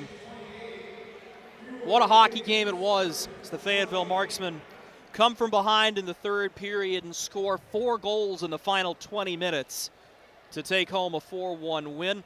Let's go ahead and give you the final statistics for this one. In the third period, Fayetteville puts on 9 shots on goal to end with a game total of 22. Roanoke puts 7 on to end with a game total of 26. As we put this game on reset for you, it started fast. Roanoke capitalizes on a turnover in Fayetteville's defensive zone. Matt Beer puts the puck in the back of the net, scoring on an assist from C.J. Stubbs. And it would stay 1-0 for a long, long time. Henry Dill being a lot of the reason that Fayetteville was unable to break through. In the second period, things got chippy. Carter Struthers dropped the gloves with Brant Sherwood after Sherwood railroaded Jason Polowski coming out to play the puck. He would receive a 10-minute misconduct penalty for that.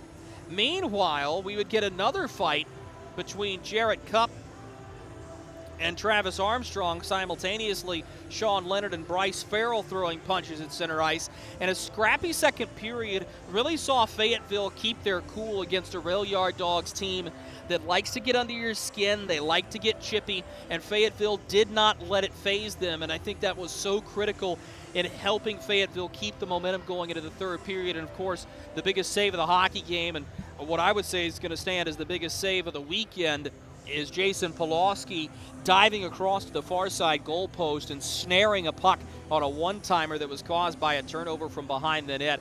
Simply spectacular stuff.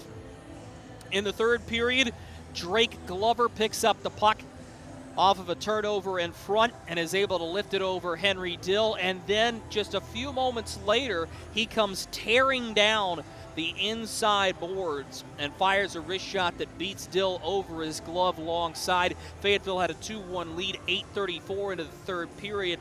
Matt McNair would add an insurance marker on an assist from Drake Glover, 12:18 into the third period. McNair will end up being the first star of the hockey game with 2 goals and 2 assists. He would also add 1 more goal, 18:59 into the third period with an empty net goal from about 150 feet away. Your 3 stars of tonight's game are brought to you by Bubba's 33. Come enjoy Bubba's fresh food difference. Visit them in the Westwood Shopping Center in Fayetteville.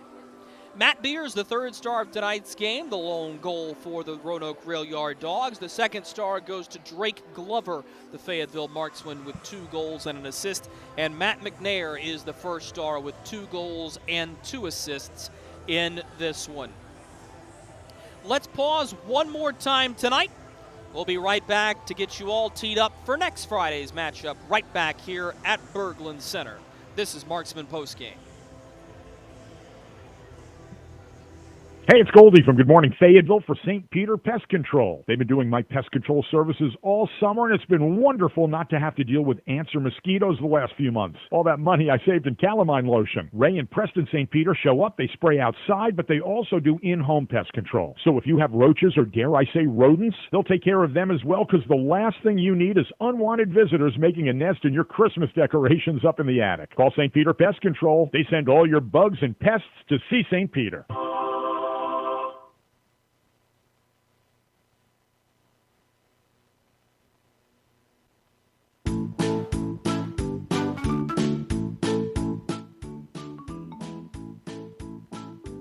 Marquis?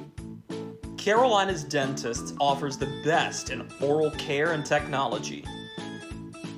Hope you're brushing twice a day like we discussed. And don't forget to make that 6-month appointment, okay? We'd like to keep those pretty white teeth looking good for you. Come experience positively different dentistry at Carolina's Dentist, the official dentist of the Fayetteville Marksmen. Hey you. Are you hearing this but not seeing this? You can change that. Follow along with the entire season of Fayetteville Marksman hockey on Hockey TV. Visit hockeytv.com/subscriptions and get the SPHL TV package to watch every single Fayetteville Marksman road game this year. That's hockeytv.com/subscriptions.